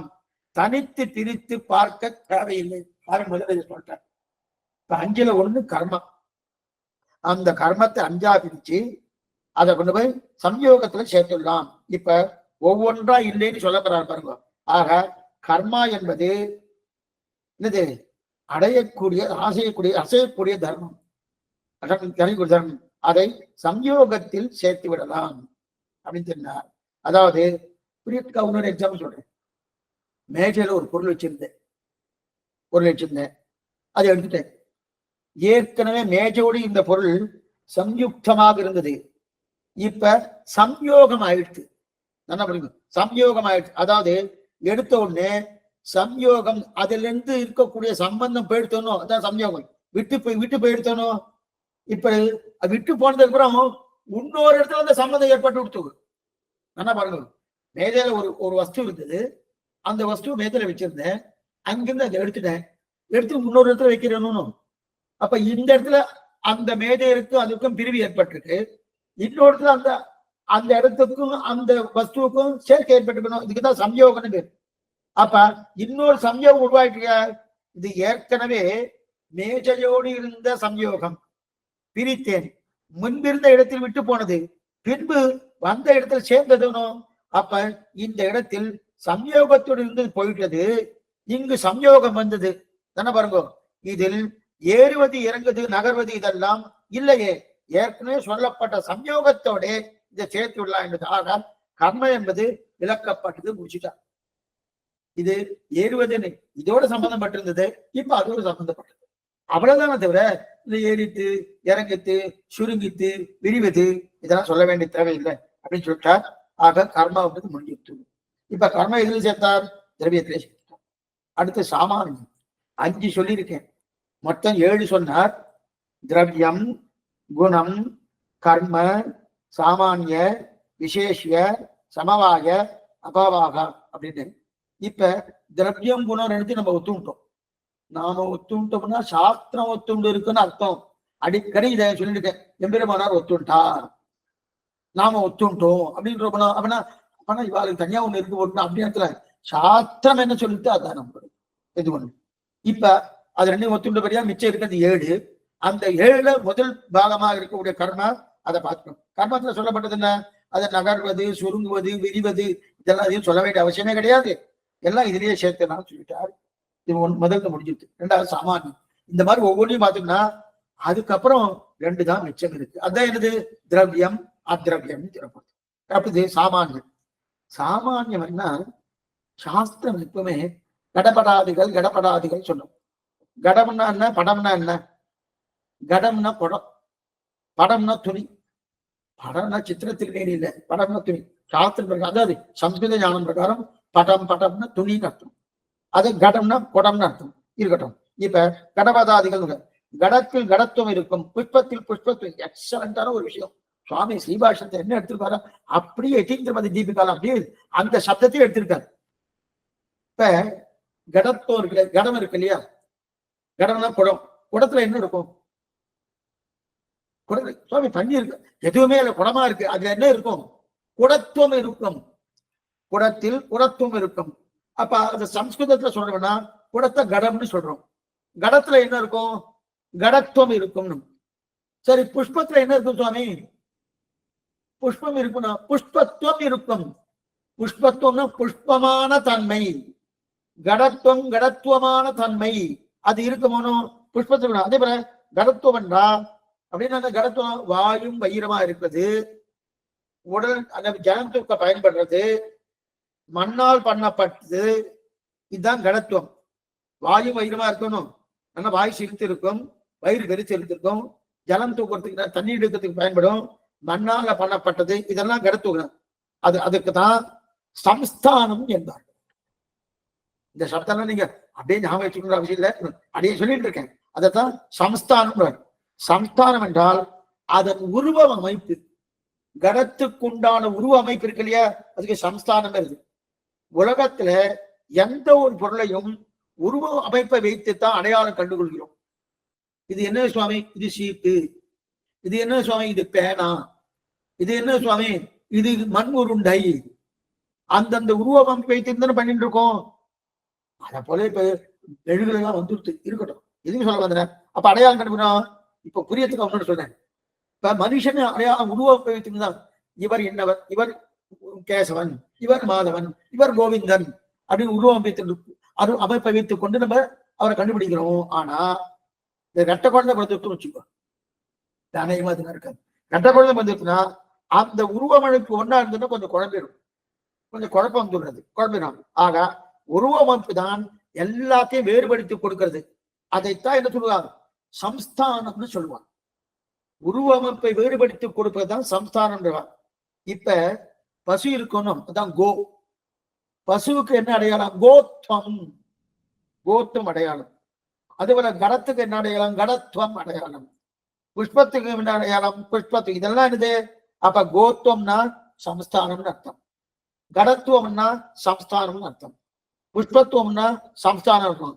இப்ப வைசேஷிக நையாயிகன் என்ன சொல்றாங்கன்னா, இதை அவர் ஒத்துக்கல. கடத்துவத்தில் கடத்துவம் என்கிற ஜாதி இருக்கு, அதை சாமானியம் வந்து தனியா பிரிக்கிறோம்னு சொல்றான். இப்ப நம்ம சம்ஸ்தானம்னு சொன்னோம், கடத்துவம் கொண்டு சம்ஸ்தானம் அதுதான் சம்ஸ்தானம். புஷ்பத்தம் இசி கொண்டு சம்ஸ்தானம், கோத்வம் இசி கொண்டு சம்ஸ்தானம் சொன்ன போனோம். அவன் அப்படி ஒத்துக்கல. இல்ல கடத்துவத்துல ஒரு ஜாதி இருக்கு, அந்த ஜாதி சாமானியம்னு தனியா பிரிக்கணும்ன்றாங்க. ஆனா சுவாமி என்ன சொல்றாரு, சுவாமினா எம்பெருமானார் என்ன சொல்றாருன்னா, அது தனியா பிரிக்க வேண்டிய தேவையே இல்லையே. ஏன்னா அந்த சம்ஸ்தானம் தானே அது கடத்துவம். புஷ்பத்துவம்னா அதே சம்ஸ்தானம் தான், கோத்துவம்னா அதே சம்ஸ்தானம் தான், கடத்துவம்னா அதே சம்ஸ்தானம் தானே. அப்ப இந்த கடத்துவம் மற்ற பொருளிலிருந்து வேறுபடுத்தும் சுவாமி சொல்றாரு. கடத்துவம் சொல்லியாச்சுனாலே இது புஷ்பத்துவம் இல்லை, இது கோத்துவம் இல்லை, வேறுபடுத்துறதும். இவர் என்ன சொல்றன்னா, அந்த ஜாதியை சொன்னாதான் வேறுபடுத்தும், அவசியமே இல்லையே. அந்த அவன் சொல்றதுன்னா, இதுக்கு சாமானியன்னு பேரு. இதுக்கு எதுக்கு தேவைன்னா, கடத்தை படத்திலிருந்து வேறுபடுத்தணும்னா கடத்தில் ஒரு சாமானியம் இருக்கு, அந்த சாமானியம் தான் படத்திலிருந்து வேறுபடுத்துகிறது என்று கல்பிக்கிறான் அவன். என்ன கல்பிக்கிறான்னா, புரியத்துக்காக சொன்னேன். இப்ப பசுமாடை பார்த்தேன், இது பசுமாடுன்னு தெரியுது, அதுக்குதான் கோத்துவம்னு பேரு. மனுஷனை பார்த்தா மனுஷத்துவம் இருக்கு, மனுஷத்துவம் இருக்கு, அது மிருகங்கள்கிட்ட மிருகத்துவம் இருக்கு. அதே போல அதை தாண்டி வேற ஏதாவது வேறுபடுத்தணும் தேவையில்லையே. அவன் என்ன பண்றாங்க, ஒரு ஜாதி இருக்கு, அந்த ஜாதி தான் சாமானியம்னு ஒரு சப்தத்தை இட்டு அந்த சாமானியம் இருந்தாத வேறுபடுத்துன்றான், கல்பிக்கிறான். ஆனால் சாமி சொல்றது அப்படி அவசியம் இல்லையே, அந்த மாதிரி அவசியம் இல்லையே. கடத்துவத்தில் இருக்கும் கடத்துவமே அது மற்ற பொருளில் இருந்து வேறுபடுத்தும். கடத்துவத்தில் இருக்கும் கடத்துவமே அது மற்ற பொருளிலிருந்து வேறுபடுத்தும். புஷ்பத்தில் இருக்கும் புஷ்பத்துவமே அது மற்ற பொருள் மற்றது வேறுபடுத்தும். இப்ப புஷ்பம் இருக்கணும், அதுக்கு புஷ்பத்துவம்னு பேரு. புஷ்பத்தின் தன்மை, புஷ்பத்தின் தன்மை என்ன சுவாமி, வாசனைன்னு சொல்லப்படாது. ஏன்னா வாசனை இல்லாத புஷ்பம் கூட இருக்கு. அப்ப புஷ்பத்தின் புஷ்பமான தன்மை, இது புஷ்பம் அப்படின்னு சொல்லப்படும். அது எப்படி சுவாமி, அதான் புஷ்பமான தன்மை. அந்த புஷ்பமான தன்மை அதான் இந்த புஷ்பத்துவம் பேரு. அதுதான் தெரியாது. சுவாமி சொல்றது அவசியமே இல்லையே, அதுவே வேறுபடுத்தும். ஏன்னா அது சம்ஸ்தானம் தானே வேறுபடுத்தும். இதை தவிர சாமானியம் என்று நீ சொல்றியே, வைசேஷிகனை பார்த்துடுறேன், நீ சொல்றியே அது தேவையில்லை. இப்ப ஜீவாத்மாவத்துல என்ன இருக்கும், ஜீவாத்மத்துவம் இருக்கும். ஜீவாத்மத்துவம் ரொம்ப சுலபம் சுவாமி. நாம அந்த சப்தத்துக்கெல்லாம் நம்ம போனது கிடையாது, இல்லாதபடியால நமக்கு அது சரியா இதுவும் சமமா இருக்கேன்னு நம்ம தோன்றது. ஜீவாத்மாவிடத்துல ஜீவாத்மத்துவம் இருக்கும் தானே பண்றோம், ஜீவாத்மத்துவம் இருக்கும். அப்ப அவன் சொல்றது சாமானியம் என்று சொல்லி அதை பரமாத்மா வேறுபடுவதற்கு ஜீவாத்மாவுக்குள்ளே வேறுபடுத்தி காட்டுவதற்கும் இதை சாமானியம் உபயோகப்படுத்தணும் என்கிறாள் யார், அந்த மாதிரி தனித்து கிடையாதுன்னு சுவாமி. இப்ப பகவானை காட்டும் ஜீவாத்மா பரமாத்மா விருதுன, அதுக்கு சாமானியம் ஒண்ணு இருந்தா தான் வேறுபடுத்த முடியும், தேவையில்லையே. பரமாத்மானா பரமாத்மத்துவம் இருக்கு, ஜீவாத்மானா ஜீவாத்மத்துவம் இருக்கு. அதை விட்டு கடத்துவம் தனியா இருக்கு, படத்துவம் தனியா இருக்கு. படத்துவம்னா துணி, அதே போல கோத்துவம்னா பசு. அப்ப அந்த உருவம் இருக்கணும், அந்த உருவ அமைப்பு தான் சம்ஸ்தானம்னு பேரு, சம்ஸ்தானம்னு பேரு. அப்ப இந்த ரெண்டுத்தையும் பார்த்தா வெவ்வேறு சொல்லாமே. கடம் இருக்கு, அதான் குடம், அது பணம் இருக்கு, அதான் துணி. இந்த ரெண்டு இப்ப குடத்துக்கு துணி கட்ட பாருங்க, குடம் துணி ரெண்டும் ஒண்ணா. இரண்டாவது, குடத்தை பார்த்தாலும் துணியை பார்த்தாலும் இது வேறு அது வேறு. நம்ம என்னதான் ஏதாவது ஒரு பிரமாணம் ஏதாவது வேணுமான்னு பிரத்யட்சமா பார்த்தாலே புரியுது சுவாமி, இதனுடைய உருவ அமைப்பு வேறு, அதனுடைய உருவ அமைப்பு வேறு இல்லையா. அவன் என்ன சொல்லிட்டு இருக்கானா, சாமானியம் ஒண்ணு சொல்லி அது இது ஜாத்திய சொல்லணும், அப்பதான் உருவ அமைப்பு இரண்டையும் பிரிச்சு பார்க்க முடியும், தேவையில்லை. இரண்டும் வெவ்வேறு சொல்லிவிடலாம், இதற்கு சாமானியம் என்ற ஒன்றே வைத்துக் கொள்ளணும் அப்படின்ற அவசியமே கிடையாது. சாமி சொல்றது அந்த அவசியமே கிடையாது. அதே போல இப்ப இன்னொன்னு சொல்றேன், பரமாத்மாவுடைய 5 நிலைகள் இருக்கு இல்லையா, இது வேறுபடுத்த முடியுமா? இப்பதானே பார்த்தோம், விண்மீது இருப்பாய், மலைமேல் இருப்பாய், கடல் சேர்ப்பாய், மண்மீது உழல்பாய், இவற்றுள் எங்கும் மறைந்துள்ளான்னு பார்த்தோம் போனோம். தெரியறது சமயம் ஸ்ரீவைகுண்ட நிலை வேறு, திருப்பார்கடல் நிலை வேறு, யூக அதே போல விபவத்தின் நிலை வேறு, அந்தர்யாமித்தின் நிலை வேறு, அர்ச்சையின் நிலை வேறு, இதெல்லாம் தெரியுது. இதுக்குதான் சம்ஸ்தானம்னு பேரு. 5 நிலைகள் தன்னையே தெரியாது இல்லையா. அதே போல ஜீவாத்மா 3 நிலைகள் தெரியுமா? நாமெல்லாம் பத்தாத்மா தெரியறதுன்னா ஜீவாத்மா தெரியறதுன்னு நீ சொல்ல வரல. ஜீவாத்மா எடுத்துக்கொண்ட சரீரத்தினால பத்தாத்மான்னு தெரியுது. முக்தாத்மா சுவாமி அங்க போனதுக்கு தெரியப்படுது. நித்தியாத்மா அங்க போனதுக்கு தெரியப்படுது. நல்லா தெரியுதுனோ? வேடு காட்ட கண்டிப்பா படிச்சாலும் தெரிஞ்சு கொள்ளலாமோ? இதற்கு தனித்து சாமானியம் என்கிற ஒன்று தேவையில்லை. இதான் சுவாமி சொல்றார். அதனால சுவாமி சொல்றது சாமானியத்தை நாங்கள் ஏற்றுக்கொள்ளவில்லை. சம்தானம் என்கிற வடிவு, அந்த வடிவு அமைப்போ போதும் ஜாதி. அப்ப மனுஷனுக்கு ஜாதி எது? ஜாதின்னு சொன்னவன இவர் பிராமணனா, சத்திரியனா, வைசியனா, சூத்திரனா, இப்ப அதை விட இன்னொரு போயிடுச்சு. நாய்க்கரா, முதலியாரா, என்னன்னோ சொல்லிட்டு இருக்கா. நிறைய இருக்கு. செட்டியாரா, என்னன்னு சொல்லிட்டு இருக்காங்க. அதெல்லாம் இல்ல. மனுஷனுக்கு ஜாதி மனுஷத்துவம். மனுஷனுக்கு ஜாதி மனுஷத்துவம், மிருகத்துக்கு ஜாதி மிருகத்துவம். இந்த இரண்டையும் சாமானியம் என்கிற ஒன்று வேறுபடுத்துகிறது என்று சொல்லாதே என்றார். சாமானியம் ஒண்ணு கொண்டு போய் வச்சு வேறுபடுத்தும் சொல்லாதே. இவனுக்கு இருக்கக்கூடிய மனுஷத்துவம், அதே போல அந்த மனுஷத்துவமே பசுவிலிருந்து வேறுபடுத்தும், மிருகத்திலிருந்து வேறுபடுத்தும். அப்ப மிருகம் மனுஷத்திலிருந்து வேறுபடுத்தும். தனித்து சாமானியம் கிடையாது என்றார். ஆக இதுவரைக்கும் என்ன பார்த்தோம்? கர்மத்தை பார்த்திருக்கோம். 5 மொத்தம் இருக்கு. 7 சொன்னால் அது 2 நம்ம ஒத்துட்டோம். திரவியம் அத்ரவியம், அதைத்தான் திரவியம் குணம்னு அந்த வைசேஷிக நெய்யாயிக்குன்னு சொன்னா அது 2 ஒத்துட்டோம். மிச்சம் இருக்கு 5. எது? கர்ம, சாமானிய, விசேஷ, சமவாக, அபாவாகான்னு இருக்கு. இப்ப சாமானிய வரைக்கும் பார்த்துட்டோம். அடுத்து 3வது விசேஷம் பார்க்கணும். இது வரைக்கும் பார்த்தது கர்ம என்றதை பார்த்துட்டோம். அடுத்து மறுபடியும் பூர்ணமா நம்ம விவரிக்கிறேன். சுருக்கமா சொல்றேன் என்ன கர்மம் என்ன பார்த்தது எல்லாம் முடிஞ்சதுக்கு அப்புறம். அதுக்கப்புறம் சாமானியம் என்னென்ன, அதுக்கு சாமானியம் சொல்லி அதுக்கு ஒரு ஜாதி இருக்கு. ஜாதி என்னது? அந்த மனுஷத்துவம் தான் ஜாதி, மிருகத்துவம் தான் ஜாதி, கடத்துவம் தான் ஜாதி, படத்துவம் தான் ஜாதி அப்படின்னு சொல்லி கொடுத்து தேவையில்லைன்ட்டார்.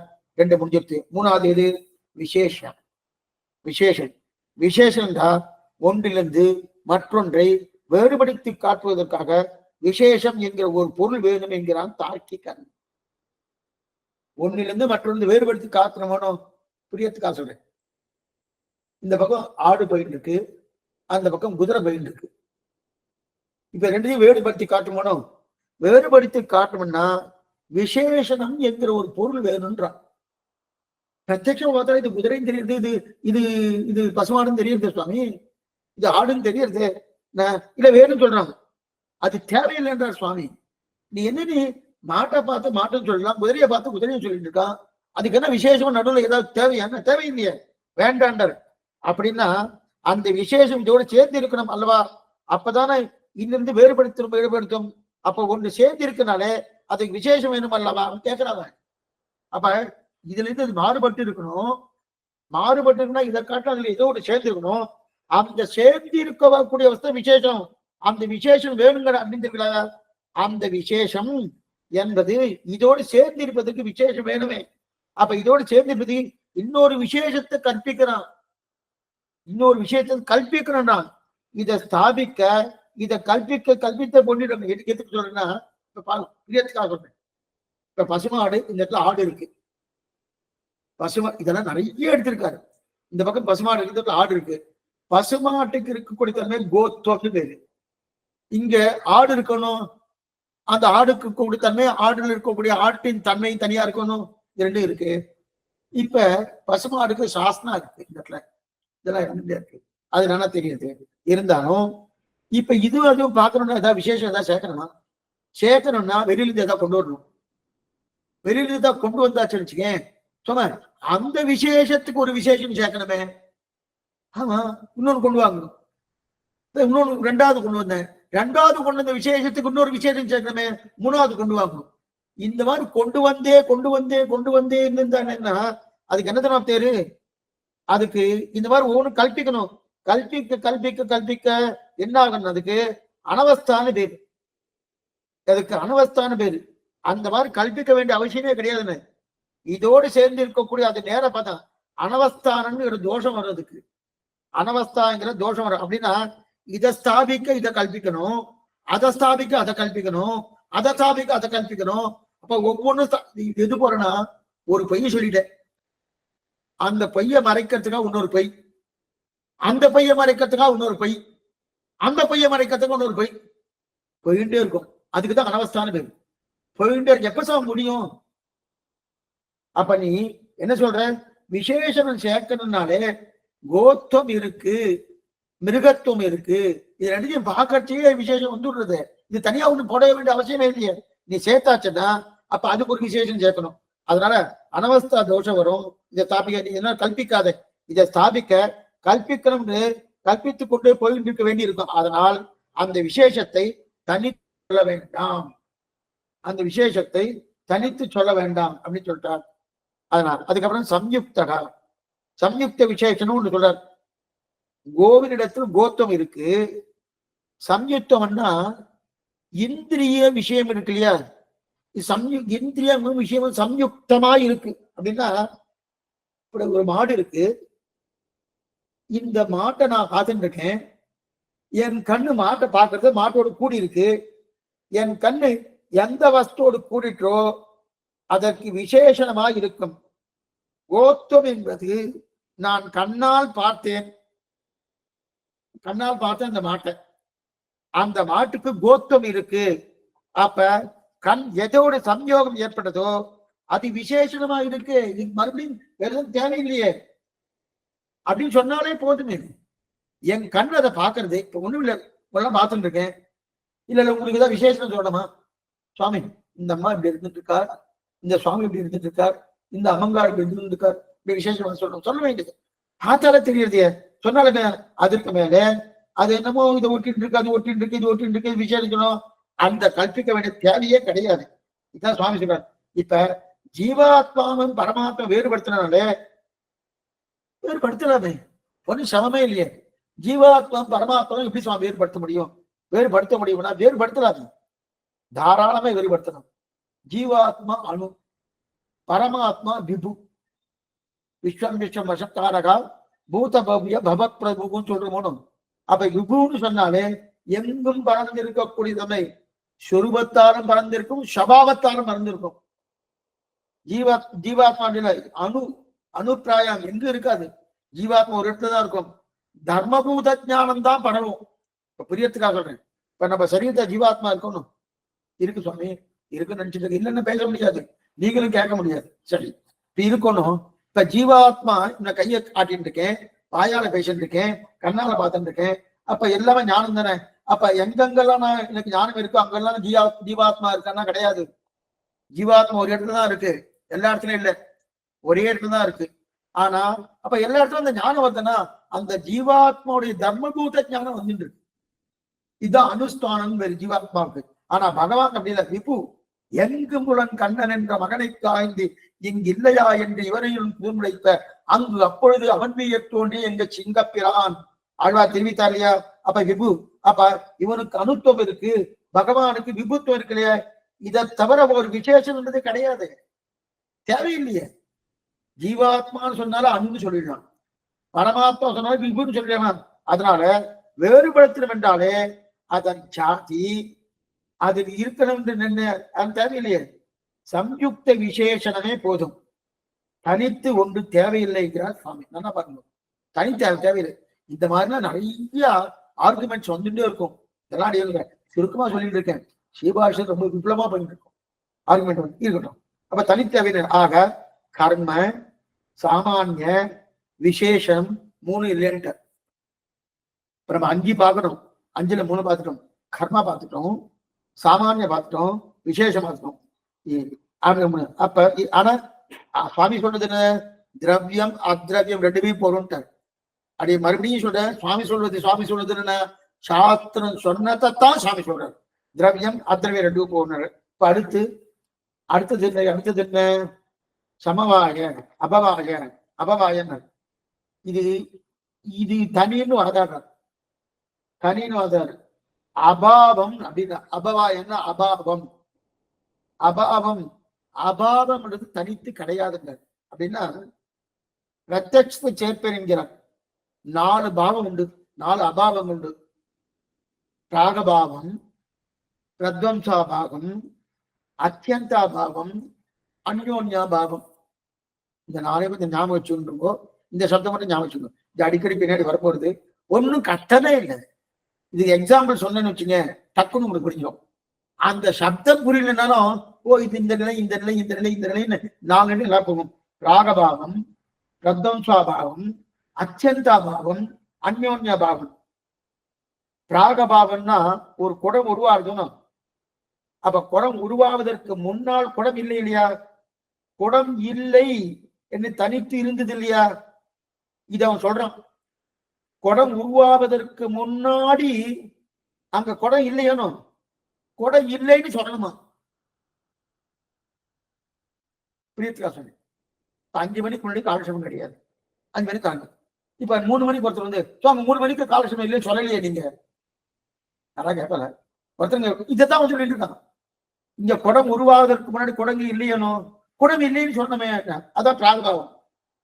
பிராகபாவம் குடம், இதுதான் பிராகபாவம். குடம் உருவாவதற்கு முன்னாடி பிராக அபாவம். பிராக் அபாவம் அதாவது குடம் இல்லை அல்லவா, அதை குடம் இல்லை இன்மை இருந்தது என்று சொல்லணும். இங்கு குடம் இல்லை என்று சொல்லணும்னு சொல்றான். என்ன சுவாமி, இது மாதிரி சொல்ல வேண்டிய அவசியமே இல்லை. இப்ப ஏதோ ஒரு ஊர் இல்லை, அந்த ஊர் இல்லைன்னு சொல்லணும்னு யாரும் சொல்லுவாங்க. போகாத ஊருக்கு வழின்னு சொல்லுவாங்க. அந்த மாதிரி இல்லை யாரும் சொல்ல சொல்லுவீங்க. அவன் சொல்லணும் ஏன்னா அங்கு குடம் இல்லை. ஏன்னா இங்கு குடம் இல்லாமையோடு இந்த பூமி கூடியிருக்குன்னு சொல்லணுமா? இங்கு குடம் இல்லாமையோடு பூமி கூடியிருக்குன்னு சொல்லணுமா? அதாவது புரிய நமக்கே சிரிப்பா வருது. இந்த இடத்துல குடம் இருந்தது, இந்த குடத்தை நான் எடுத்துட்டேன். எடுத்த உடனே அந்த இடத்துல இன்னொரு பாத்திரத்தை வச்சுக்கேன். குடத்தை எடுத்துட்டு நல்லா புரியும், ஒன்றும் கஷ்டமே இல்லை. இந்த இடத்துல ஒரு குடம் இருந்தது, அந்த குடத்தை எடுத்தேன். குடத்தை எடுத்துட்டு இன்னொரு பாத்திரத்தை அங்க வச்சுக்கேன். இப்ப இந்த பூமியில் இந்த பாத்திரத்தோடு பூமி கூடியிருக்கு அப்படின்னு சொல்லலாம். இந்த பாத்திரம் இந்த பூமியில் கூடியிருக்குன்னு சொல்லலாம். அவன் அதான் சொல்லக்கூடாதுன்றான். அவன் என்ன சொல்லணும்னா, குடம் இங்க இருந்தோம் எடுத்துட்டோமோ, இப்ப இந்த பூமியிலே குடம் இல்லாமையோடு கூடியிருக்கு இந்த பூமியில, அதை சொல்லணும்ன்றான். அங்கதான் குடம் போயிடுத்து, வேறு பாத்திரம் வந்திருக்கணும், அந்த பாத்திரத்தோடு பூமி கூடி இருக்குன்னு சொல்லலாமா? அதை சொல்லப்படாதா? அப்படி சொல்ல வேண்டாம். இங்க குடம் இருந்ததும் இப்ப குடம் இல்லையனோ, குடம் இல்லை என்கிற இல்லாமையும் சொல்லணும்ன்றான். அதுக்குதான் பிராக் அபாவம் பேரு. பிராக் அபாவம். அப்ப புரிஞ்சினார். அப்ப குடம் இல்லாமையோடு கூடிந்த பூமி என்று சொல்வீர்களான்னா, சொல்வது குடம் இல்லாமையோடு கூடிந்த பூமி என்று சொல்லணும். அதாவது குடம் உருவாவதற்கு முன்னாடி அதனுடைய அபாவம் இல்லாமை இருந்தது இல்லையா? அதன் பிறகு குடம் அதற்கும் தடம் உடைய போறது. உடைஞ்சதுக்கு அப்புறம் அந்த குடம் இருக்காது இல்லையா? உடைஞ்சபடியாக குடமின்மைன்னு இருக்குன்னு சொல்லலாம். ஆனா இருக்கச்சியே அதை எடுத்து இன்னொரு இடத்துல வச்சதுக்கு அப்புறம் இங்க குடம் இல்லை அதை சொல்லு, தேவையில்லையே. தனியா சொன்னவா தொழுகிறான். இதுக்குதான் பிராகபம் பிராக் அபாவம். இதைத்தான் இன்மை இல்லாம இன்மை. அதான் அப்ப பிராக் இன்மை இருந்தது, அதுக்கப்புறம் பிராகபாவம், அதுக்கப்புறம் பிரத்வம்சாபாவம்.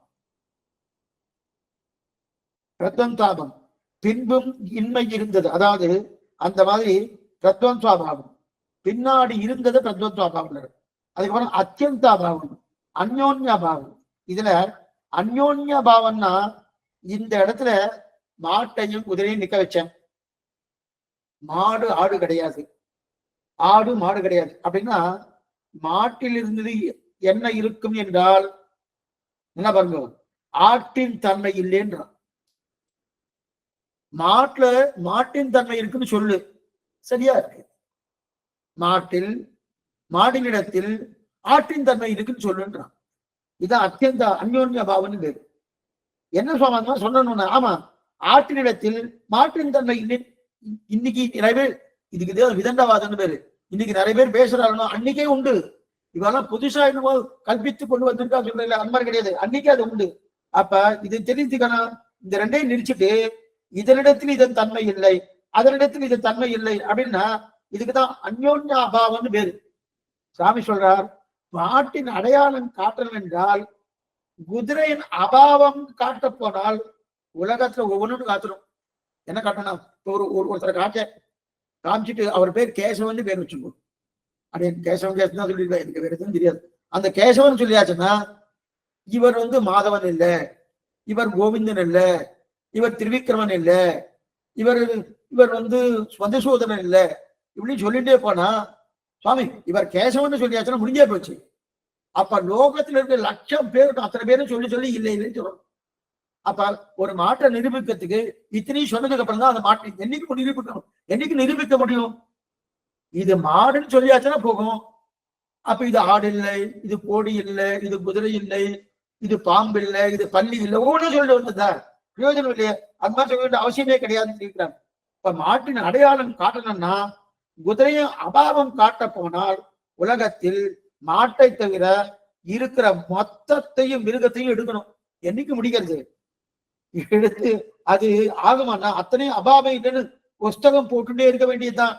அப்ப என்ன சொல்லணும் என்றால், கண்ணுக்கு முன்னாடி மாடு இருக்கு, மாட்டுடைய ஜாதியை பார்த்து இது மாடு என்று பிரத்யட்சமா தெரியணும்.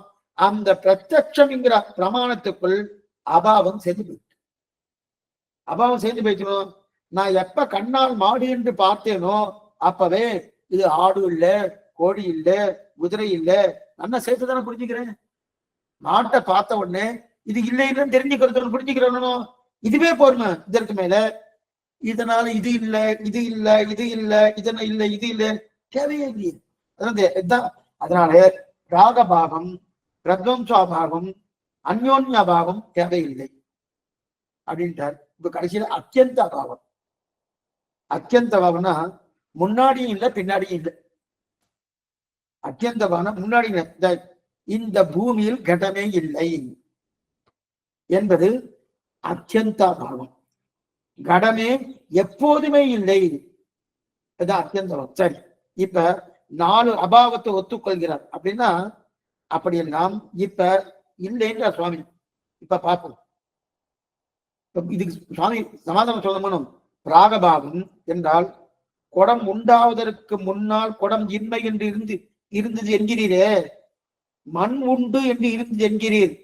குடம் விழுந்த பிறகு குடம் இன்மை என்று வந்தது என்கிறீரே, அது ஓடாதான் இருக்கும்.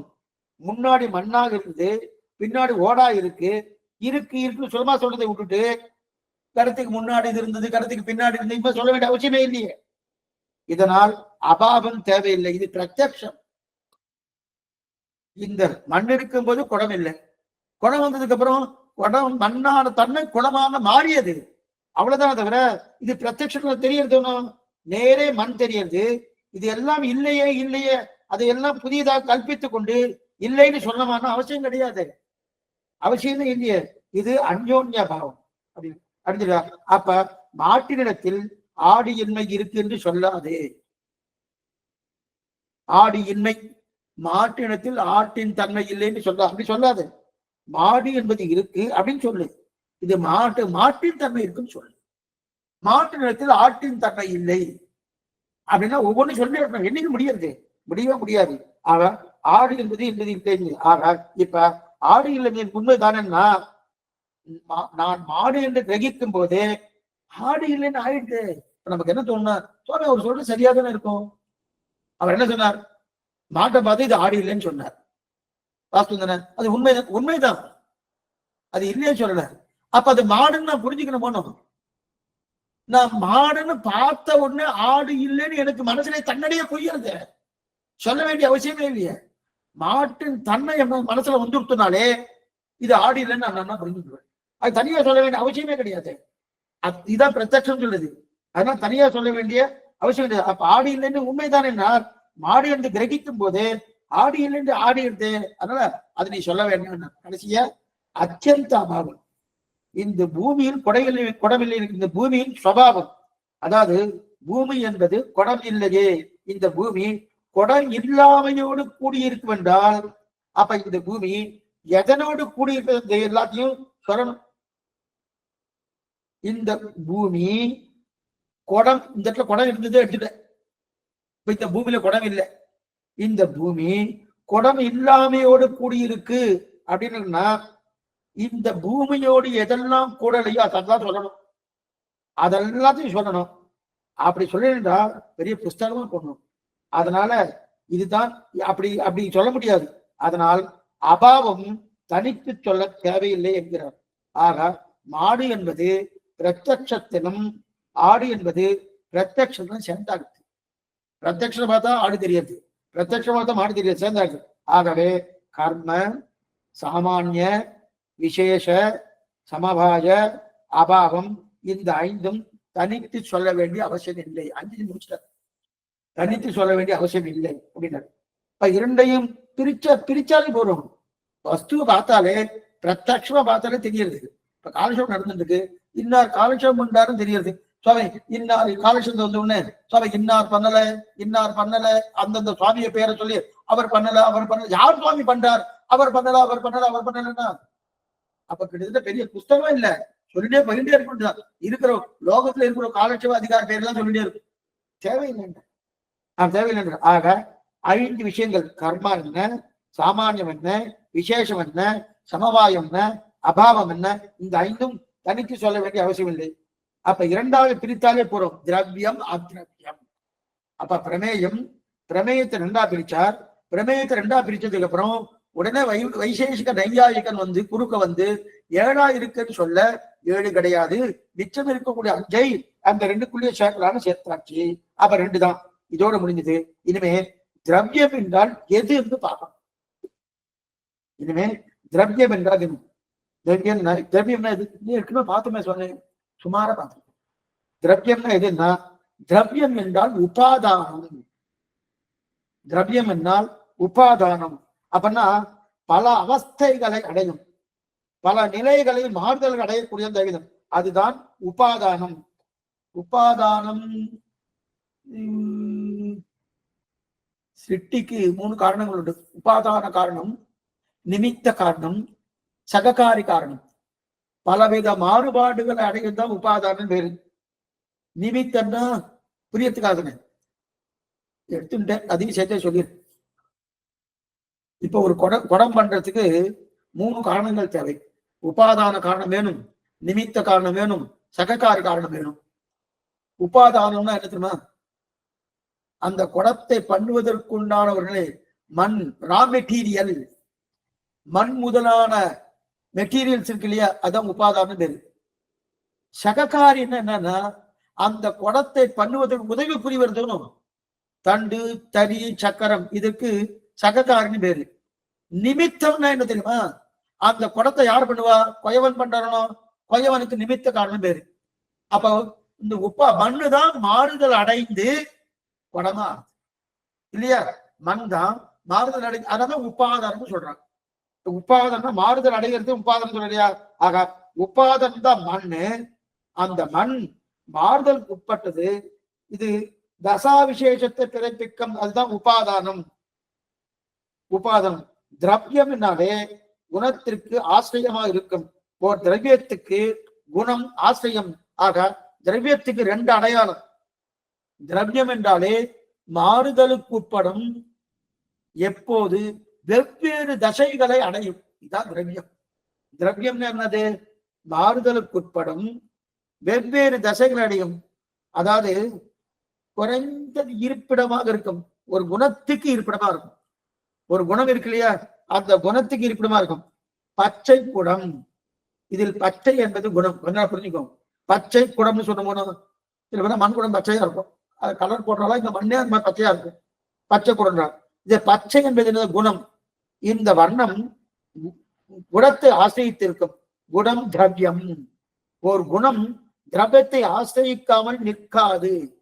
பாருங்க, ஒரு குணம் திரவிய எந்த குணமா இருந்தாலும் திரவியத்தை ஆசிரியிக்காமல் இருக்காது. பிரியத்துக்கு ஆசிரியம். சத்துவகுணமும் ரஜோகுணம் தமோ குணம்னு சொன்னவனும் அத்தனை அத்ரவியம் சொன்னோம். அத்ரவியம் அத்ரவியம் தான் குணம்னு பார்த்தவனும். இந்த சத்துவகுணம் ரஜோகுணம் தமோ தனித்து நிற்குமா? யாரோ ஒருத்தரை திரவியத்தை ஆசிரித்துதான் இருக்கும்.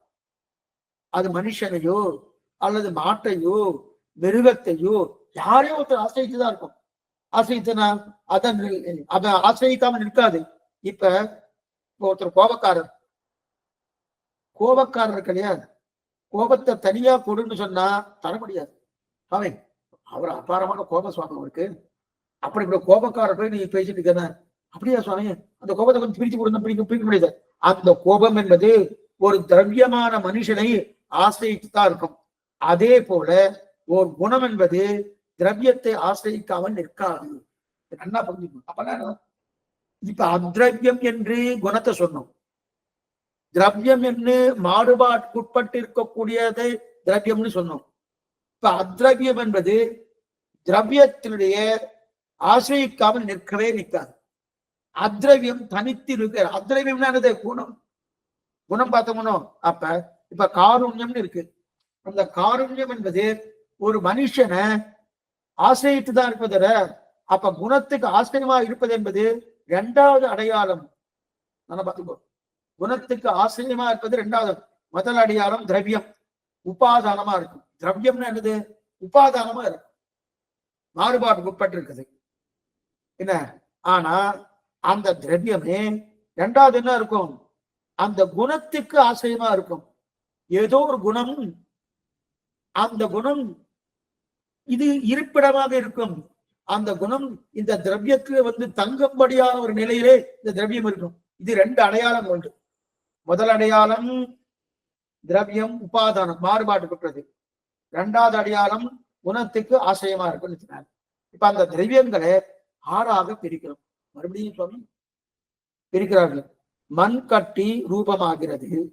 குடமாவதற்கு முன் கட்டியான தன்மை இருந்தது, இப்ப குடமான தன்மை வந்துட்டு. இதுதான் அவஸ்தா விசேஷம். இது திரவியம் ஆறு என்பது பிரகிருதி, காலம், தர்மபூத ஞானம், நெத்தி விபூதி, ஜீவாத்மா, ஈஸ்வரன் மேல இது பிரிக்கிறோம். அப்ப திரவியத்தை ஆறாக பிரிப்பதற்கு முன்னாடி இரண்டாக பிரிக்கிறோம். நல்லா புரியுங்க. திரவியத்தை ஆறாக பிரிப்பதற்கு முன்னாடி ரெண்டாக பிரிக்கிறோம். என்ன சொல்ற ரெண்டுன்னா ஜடம் அஜடம்னு இருக்கு. ஜடம் அஜடம் நான் நாளைக்கு இன்னும் நல்லா விவரமா சொல்றேன். ஒன்னும் கட்டமே இல்லை. அதை இப்ப சுருக்கமா சொல்லிட்டு இருக்கேன். விவரமா சொன்னா நல்லா புரியும். இப்ப திரவியம்னா என்னன்னு பார்த்தோம். மாறுதலுக்கு உட்பட்டது. அது மட்டுமல்ல, குணத்துக்கு ஆசிரியமாக இருக்கும், குணத்துக்கு இருப்பிடமாக இருக்கும் திரவியம். இது ரெண்டு அடையாளம் திரவியத்துக்கு. இது நல்லா ஞாபகம். திரவியம்னா என்னது? எல்லா வஸ்துக்களும் திரவியம் தான். அநேகமா பகவான், ஜீவாத்மா எல்லாமே மாறுதலுக்கு உட்பட்டது. அது என்னன்னு பார்த்தோம். பகவான் மார்கழிய சுவாமின்னா அவங்க தான் சொன்னேன் 5 நிலைகள் மாறுறதுன்னா. அதனால மாறுதுன்னா சுரூபத்தால ஆகுறாங்க. ஆனா அந்த மாதிரி அமைக்கப்படி தன்னை அமைச்சுக்கிறாருன்னா அதனால பகவானுக்கும் திரவியத்துக்கு தான் சேர்த்திருக்கும். அது மாதிரி ஜீவாத்மா மார்கழிய சுவாமின்னா பத்த ஜீவாத்மா, முத்த ஜீவாத்மா, நித்த ஜீவாத்மான்னு அந்த நிலை இருக்கிறபடியால அதையும் திரவியத்துக்கு சேர்த்துக்கிறோம். அந்த திரவியம் இது மாறுதலுக்கு உட்பட்டது முதல் அடையாளம். இரண்டாவது அடையாளம் மாறுதலுக்கு உட்பட்டிருந்தாலும் இது அத்ரவியத்துக்கு ஆசிரியமா இருக்கும், குணத்துக்கு ஆசிரியமா இருக்கும் அப்படின்னு தெரிவித்தார். அந்த திரவியத்தை ஆறா பிரிச்சமுனும் பிரகிருதி, காலம், தர்மபூத ஞானம், நித்தியோபதி, ஜீவன், ஜீவாத்மா, ஈஸ்வரர், பரமாத்மான்னு. இப்ப இத ஆறா பிரிக்கிறதோட ரெண்டா பிரிக்கிறோம். ஜடம் அஜடம். இது எங்க பார்த்திருக்கோம்? முதல்ல ஒரு சார்ட் போட்டுக்கோம் பாருங்க. முதல்ல ஒரு சார்ட் ஒண்ணு போட்டுக்கோமோனோ. நீங்க அதை நீங்க பார்த்திருப்பேன்னு நினைக்கிறேன். அந்த சார்ட்ல இதெல்லாம் பூர்ணமா எழுதியிருக்கேன். அந்த சார்ட்ல என்னென்ன உண்டோ அது அத்தனையும் பார்த்திருக்கோம். அந்த சார்ட் மறுபடியும் உங்களுக்கு சொல்றேன் பாருங்க. அதாவது முதல்ல பிரமாணத்தை 3ஆ பிரிச்சோம். பிரத்யட்சம், அனுமானம், சப்தம். அடுத்து பிரமேயம். பிரமேயத்தை முதல்ல 2ஆ பிரிச்சோம். திரவியம் அத்ரவியம்னு. அதுக்கப்புறம் திரவியத்தை ஜடம் அஜடம்னு 2ஆ பிரிக்கிறோம். நல்லா பாருங்க. ஜடம் அஜடம்னு 2ஆ பிரிக்கிறோம். அதுல ஜடத்தை மேலும் 2ஆ பிரிக்கிறோம். என்ன பிரிக்கிறோம்? பிரகிருதி 24 தத்துவங்கள்னு, காலம்னு 2ஆ பிரிக்கிறோம். அஜடத்தை மேலும் 2ஆ பிரிக்கிறோம். பராக்கு, பிரத்யக்னு. இது திரவியத்துல. அத்ரவியத்துல நீங்க அந்த சார்ட் நான் உங்களுக்கு கொடுத்துருக்கேன்னா உங்களுக்கு போட்டு காமிச்சிருக்கேன். என்னன்னு நீங்க அங்க வச்சுட்டு இருக்க அது பார்த்தா தெரியும். அத்ரவியத்தை பிரிக்கிறார். அத்ரவியத்தை ஒரே பிரிவு தான். என்ன பிரிவுனா சப்தஸ்பரி சொரூபரச கந்தங்கள். அதுக்கப்புறம் சத்துவம் என்ன, ரஜோகுணம் என்ன, தனோகுணம் என்ன, இது 3. அதுக்கப்புறம் சம்யோக சக்தின்னு உண்டு. இதெல்லாம் என்னன்னு பார்த்தோம். இது அத்ரவியம். இதோட அது முடிஞ்சுடுறது.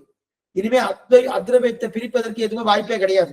ஆனா திரவியத்தை தான் பிரிச்சுட்டே வரும். திரவியத்தை பிரிக்கச்சே முதல்ல பிரிக்கும் போது ஜடம் அஜடம், ஜடத்தை ரெண்டா பிரிக்கச்சு பிரகிருதி 24 தத்துவங்கள் கால தத்துவம். அஜடத்தை ரெண்டா பிரிக்கச்சு பராக்கு பிரத்யக்குன்னு படிச்சோம். பராக்க ரெண்டா பிரிக்கும் போது நித்திய விபூதி தர்மபூத ஞானம் இதெல்லாம் பார்க்க போறோம். இதெல்லாம் பார்த்துட்டோம்னா அப்ப நாம யாரு, நம் சம்பிரதாயம் என்ன, சாஸ்திர இதுபடி சாஸ்திரம் என்னமா சொல்லியிருக்கு எல்லாமே வந்துடும். எவ்வளவு முக்கியமான கிரந்தம் தெரியுமா அது? இது தெரியாம சில பேர் புரியலைன்னு நினைச்சுட்டு இருக்க. ரொம்ப தவறான கருத்து. நன்னா புரியும். ஒண்ணு நம்ம அதுல கொஞ்சம் நம்மளுடைய புத்தி அதுல செலவிடணும், அதுவும் கிடையாது. இப்ப பராக்க ரெண்டா பிரிச்சவுடனே நித்திய விபூதி தர்மபூத ஞானம் வருது, எல்லாமே பார்க்க வரும். பிரத்யக்க ரெண்டா பிரிக்கச்சே ஜீவன் ஈஸ்வரன் வரான். இது நம்ம திரவியத்தை ஆறா பிரிக்கச்ச பார்த்து போனோம். பிரகிருதி, காலம், தர்மபூத ஞானம், நித்திய விபூதி, ஜீவாத்மா, அதே பரமாத்மா, இத்தனைகளை வந்து இருக்கு பாருங்க. இது இது பராக்கு பிரத்யக்கு. அது இப்ப முதல்ல ஜடம் அஜடம் பிரிச்சிருக்கோம்னா அதை முதல்ல பார்க்கணும். அதை பார்த்துட்டு ஜடத்தை ரெண்டா பிரிக்கிறோம், அஜடத்தை ரெண்டா பிரிக்கிறோம். அஜடத்தை ரெண்டா பிரிக்கச்சே பராக் பிரத்யக்கு, பராக்க ரெண்டா பிரிக்கச்சே நித்திய விபூதி தர்மபூத ஞானம், பிரத்யக்க ரெண்டா பிரிக்கச்சே ஜீவாத்மா பரமாத்மான்னு வந்துடுறது. அதுல ஜீவாத்மா மூணா பிரிக்கிறோம், பத்த ஜீவன், முத்த ஜீவன், நித்திய ஜீவன் பிரிக்கிறோம். அதை ஈஸ்வரனை அஞ்சா பிரிக்கிறோம், பரத்துவம் என்ன, வியூகம் என்ன, விபவம் என்ன, அந்தர்யாமித்துவம் என்ன, அர்ச்சை என்ன அப்படின்னு பிரிக்கிறோம். அதுல மட்டும் இல்ல, பரத்துவம் 1, வியூகம் 4, 12, அதுக்கப்புறம் விபவங்கள் அனந்தம், 10 அவதாரம் சொல்லலாம், அனந்தம்னு சொல்லலாம் அப்படின்னு தெரிவிக்கிறார் இல்லையா? இதெல்லாம் ஈஸ்வர தத்துவம் அதோட முடிஞ்சுடுறது. ஆனா இதுல பத்த ஜீவாத்மா என்று சொல்லக்கூடிய நிலையிலே பக்தனை மறுபடியும் ரெண்டா பிரிக்கும். அது பக்தனை பிரிக்கச்சு புபூட்சு மும்மூச்சு அப்படி ரெண்டா பிரிக்கணும்.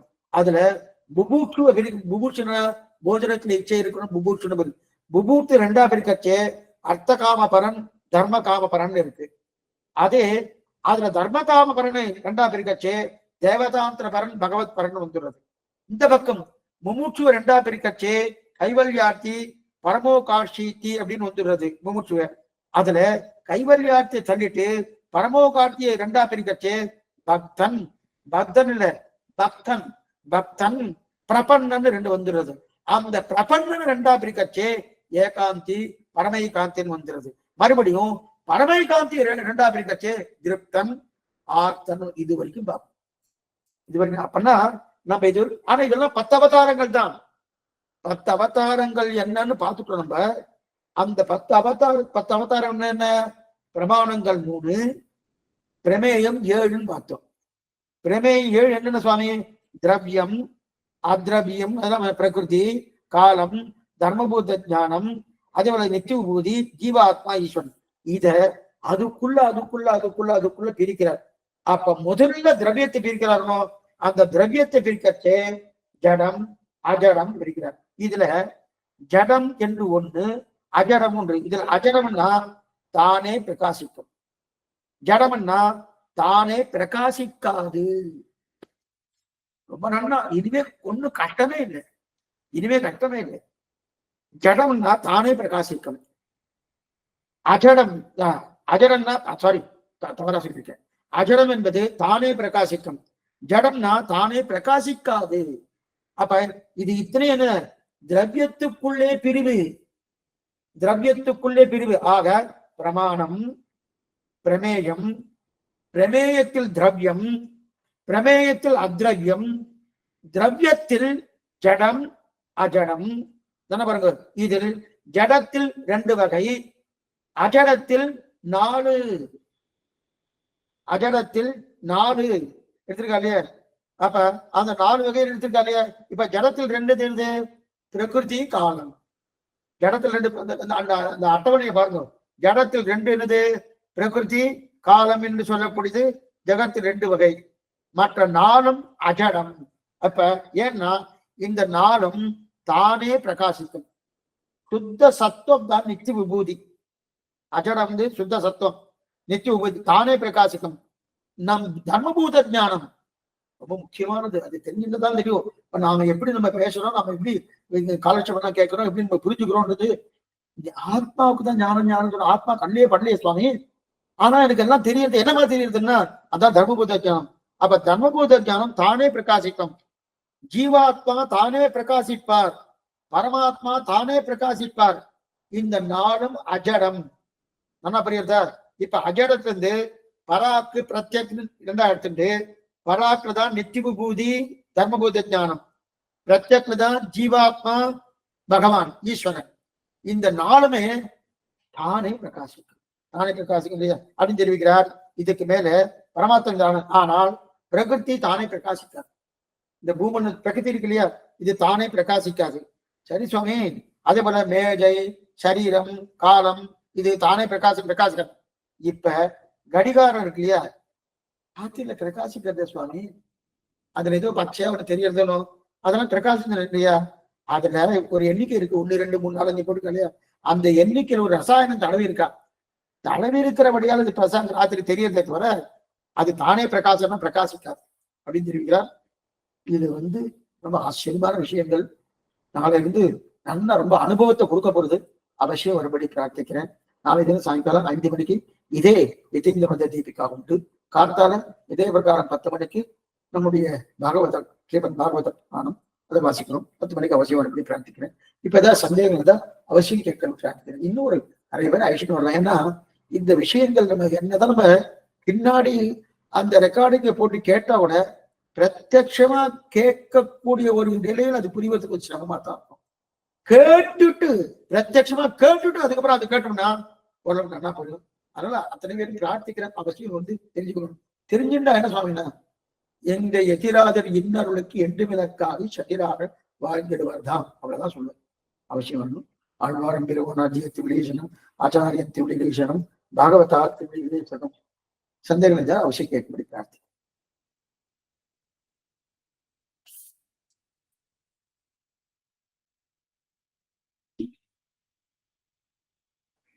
தன்யஸ்மி சுவாமி, அடியேன் சுவாமி. ஸ்ரீமதே ராமானுஜாய நமக. ஸ்ரீமதே ராமானுஜாய. திருவடி சேவிச்சுக்கிற சுவாமி. தன்யஸ்மி சுவாமி. ஸ்ரீமதே ராமானுஜாய. ஸ்ரீமதே ராமானுஜாய நமக. அடியேன் கிருஷ்ணா புரிஞ்சது இல்லையா? நல்லா புரிஞ்சுது சுவாமி. இனிமே ஞாபகம் வச்சது கொஞ்சம் கஷ்டமா இருக்கு. அந்த 7 இதை சொல்லலாம். அது கொஞ்சம் சுலபமா தான் இருந்தது. கொஞ்சம் அடியன் கிடுகிடுன்னு போயிட்டுன்னு தவிர, ஏன்னா அதுக்கு ரொம்ப பிராதானியம் கொடுக்க வேண்டாம். இல்ல ஒன்னொன்னு எப்படின்னு புரியுது. பட் அந்த நாம வச்சுக்கிறது பத்தி அது ரொம்ப கொஞ்சம் அந்த பேர்கள் ஞாபகம் வச்சு சிரமமா இருக்கும். அதான் என்னன்னு புரியும், பேர் தான் ஞாபகம் வராது. அது ஒன்றும் சமம். அது ஒன்றும் பேர் ஞாபகம் வச்சுன்ற அவசியம் கிடையாது. எங்களுக்கு வேற வழி கிடையாது. ஞாபகம் வச்சுட்டு தான் ஆகணும். காலட்சேப அதிகாரம் ஞாபகம் வச்சுட்டு தான் ஆகணும். கேட்கறவாத ஞாபகம் வச்சுட்டு அவசியம் இல்லை. ஆனா அதோட உட்கருத்தை புரிஞ்சுட்டா போதும். அதான் அந்த உட்கருத்து புரியுது சுவாமி. அது என்னன்னா புரிஞ்சுட்டா தேவரே நல்லா அதை சாதிக்கிறேன். நல்லா அழகா புரியுது. அதான் அவசரம் இல்லாம போறீங்க அடியேன் சார் சுவாமி. ஆனா அந்த இது டக்குன்னு நீங்க சொல்லிட்டீங்க சுவாமி. டக்குன்னு பெரிய டவுட் வந்தது. அந்த ஜீவாத்மா பரமாத்மா 2 பேருமே மாறுதலுக்கு உட்படவே இல்லையே ஸ்வரூப அதுவா. ஆனா இதுல போடுறாள், திரவியத்துல போடுறாள் அப்படின்னு சொல்லி நினைச்சேன். டக்குன்னு நீங்க சொல்லிட்டே உடனே டவுட் எடுத்துட்டாரு. அவளுக்கு தெரியும் நமக்கு எதுல சந்தேகம். அந்த சந்தேகத்தை அவன் நம்ம கேட்கறதுக்கு முன்னாடி அவளே நிவர்த்தி பண்ணிடுவான். இல்ல அது அந்த அந்த அது அது மாறுதல்ன்றது அது ஒரு அந்த திரவியத்துல வர மாறுதல். அது அப்படி எடுத்துக்கணுமா சுவாமி? சுரூபத்தால மாறுதல் கிடையாது. சுரூபத்தால மாறுகிற. ஆனா என்னதான் இருந்தாலும் திருப்பார்க்குடல் நிலை வேறு, அர்ச்சாவதார நிலை வேறு தானே. வேறுதான். பட் அதே பெருமாளுடைய அந்த அந்த வைபவம் குறையாது இல்ல. அந்த ஸ்ரீ வைகுண்டநாதன் எப்படியோ அதே மாதிரி தானே வைபவம் குறைய போறது கிடையாது. நிச்சயமா குறைய போறது கிடையாது. ஆனா அர்ச்சாவதாரத்தை எளிமையா சேவிக்கிற மாதிரி நான் ஸ்ரீ வைகுண்டம் சேவிக்க முடியுமா? முடியாது. திருப்பாற்றை சேவிக்க முடியுமா? சேவிக்க முடியாது. ஆனா அதே பெருமை தானே இருக்கு. அப்ப மாறுபட்டு இருக்குன்னு தெரியுது. அந்த மாறுதல் இருக்கு. அதே பெருமை இருக்கு. ஆனா என்னால எளிமையா சேவிக்க முடியாது. 10 ரூபாய் கொடுத்தா ஒரு இடத்துக்கு போறோம். அந்த இடத்துக்கு 1000 ரூபாய் கொடுத்தாலும் போக முடியும்னு சொன்னாரு. ஒரு 10 ரூபாய் கொடுத்து போறாரு. வெவ்வேறு இடமா சொன்ன அதே இடமா இருக்கு.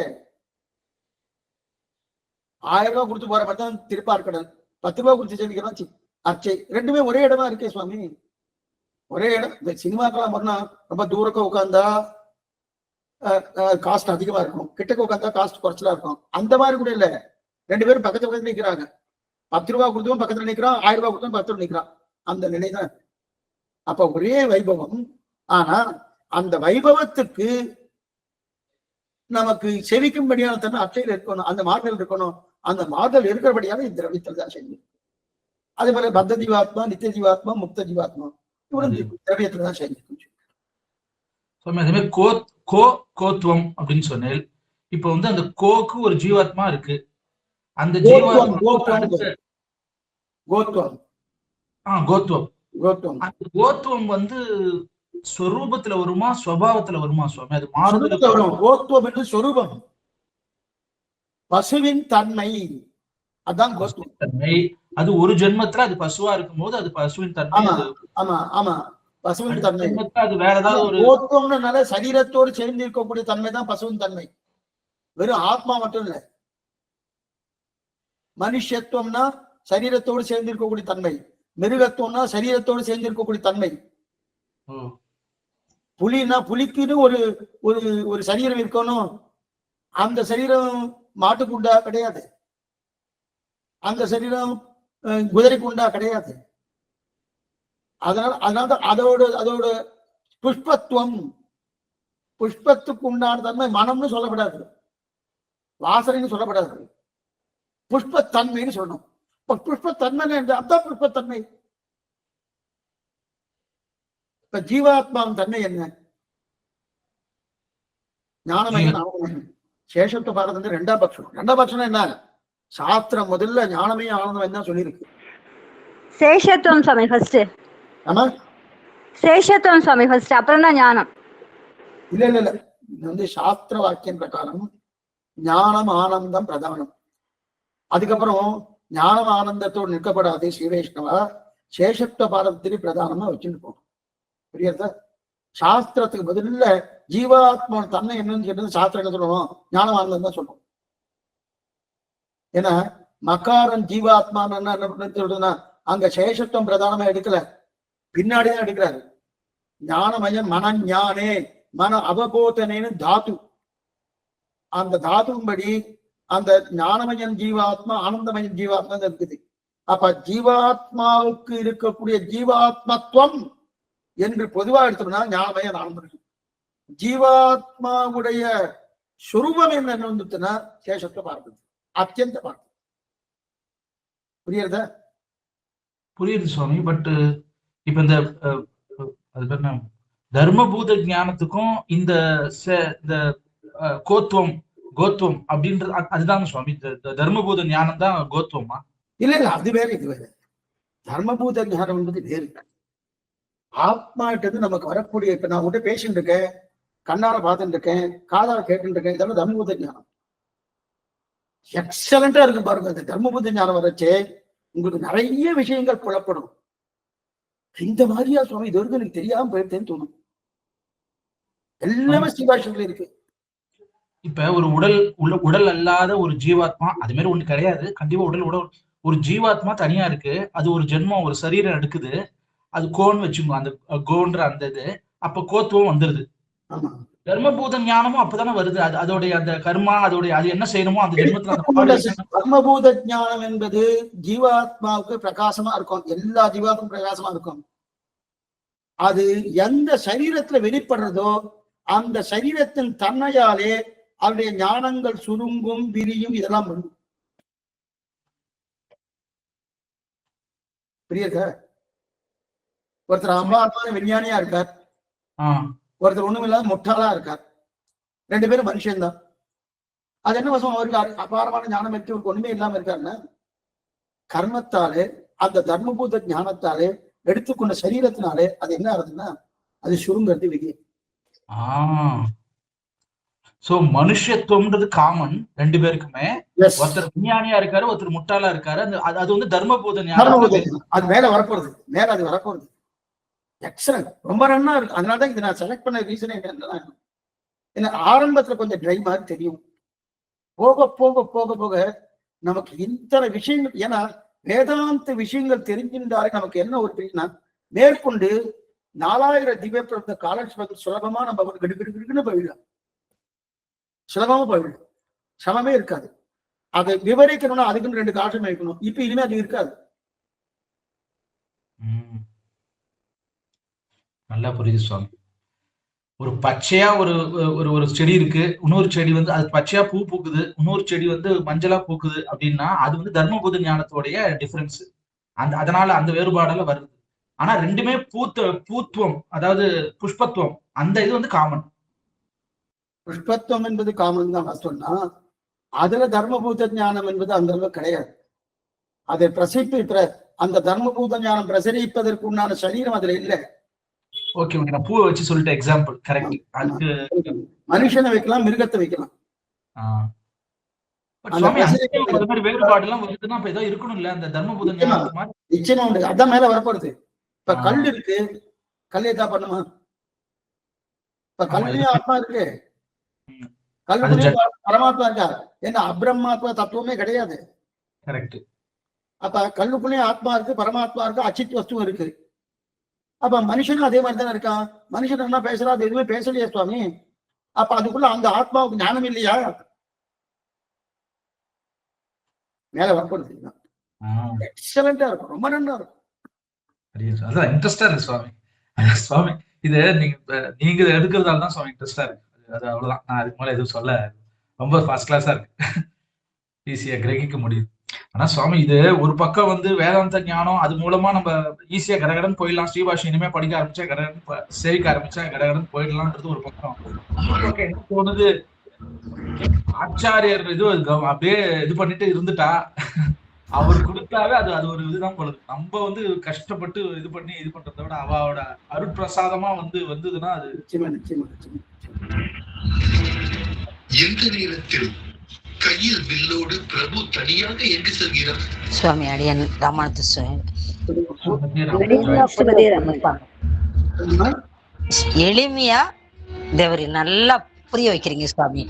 எந்த மந்த புத்தியா இருந்தா கூட அதை புரிஞ்சுக்கிற அளவுக்கு தேவரி இறங்கி சாதிக்கிறது எங்களுக்கு ஒரு கிடைச்ச கிஃப்ட் தான் சுவாமி. நீங்க ரொம்ப சந்தோஷமா இருக்குது. இந்த கண்டிப்பா இந்த கிரந்தத்தை எல்லாம் நம்ம அனுபவிச்சே ஆகணும் சுவாமி. கோஷிட்ட எல்லாத்துட்டையும் அன்வயம் பண்ணி தேவரி திருவடி படத்தை சேர்க்கறதுக்கு இது பண்ணிக்கிறீங்க, பிரார்த்தனை பண்ணிக்கிறீங்க சுவாமி உங்ககிட்ட. அவ்வளவு அற்புதமான, எப்படி இதை நம்ம புரிஞ்சுக்கிற போறோமோ, இது நம்மளால புரிய முடியுமோன்னு அது எல்லாம் ரொம்ப பரிதவிச்சுக்கிட்டு இருந்துச்சு. நல்லா அற்புதமா கிரந்தன்மையம் இல்லாம கிரந்தத்தை பார்த்தோம்னா குழப்பம் வந்துடும் சுவாமி. தேவரி சொல்றத கேட்டு எடுத்தாத்தான் அது இந்த மந்த புத்தி எல்லாம் எடுக்க முடியும். ரொம்ப சந்தோஷம். கேட்டதுக்கு அப்புறம் கிரந்தத்தை பார்த்தோம்னா ஆமா வச்சுக்கிருந்தாலும் சுவாமி நீங்க சொல்ற வேதம் அவ்வளவு அற்புதம் சுவாமி. அது புரிஞ்சுக்கிறதுக்கு நல்லா இருக்கு. எனக்கு அது சந்தோஷமா இருந்துச்சு. அதனாலதான் உங்கள்கிட்ட பகிர்ந்துக்கிட்டேன் சுவாமி. இல்ல சுவாமி, நீர் எங்களுக்கு புரியணும்னு சொல்லிட்டு எங்க லெவலுக்கு இறங்கி வந்து எப்படியாவது புரிய வைக்கிறாங்க. அதுதான் சுவாமி, அதுதான் சுவாமி. அந்த உங்க திருவருப்பாளத்துக்கு தான் சுவாமி இது பண்ணிக்கிறேன், சேவிச்சுக்கிறேன் சுவாமி. ரொம்ப சந்தோஷம். தன்யோசம் சுவாமி, தன்யோசம். ஸ்ரீமதி ராமானுஜாய நமः. அடியன் ஸ்ரீமதி ராமானுஜாய. அடியன்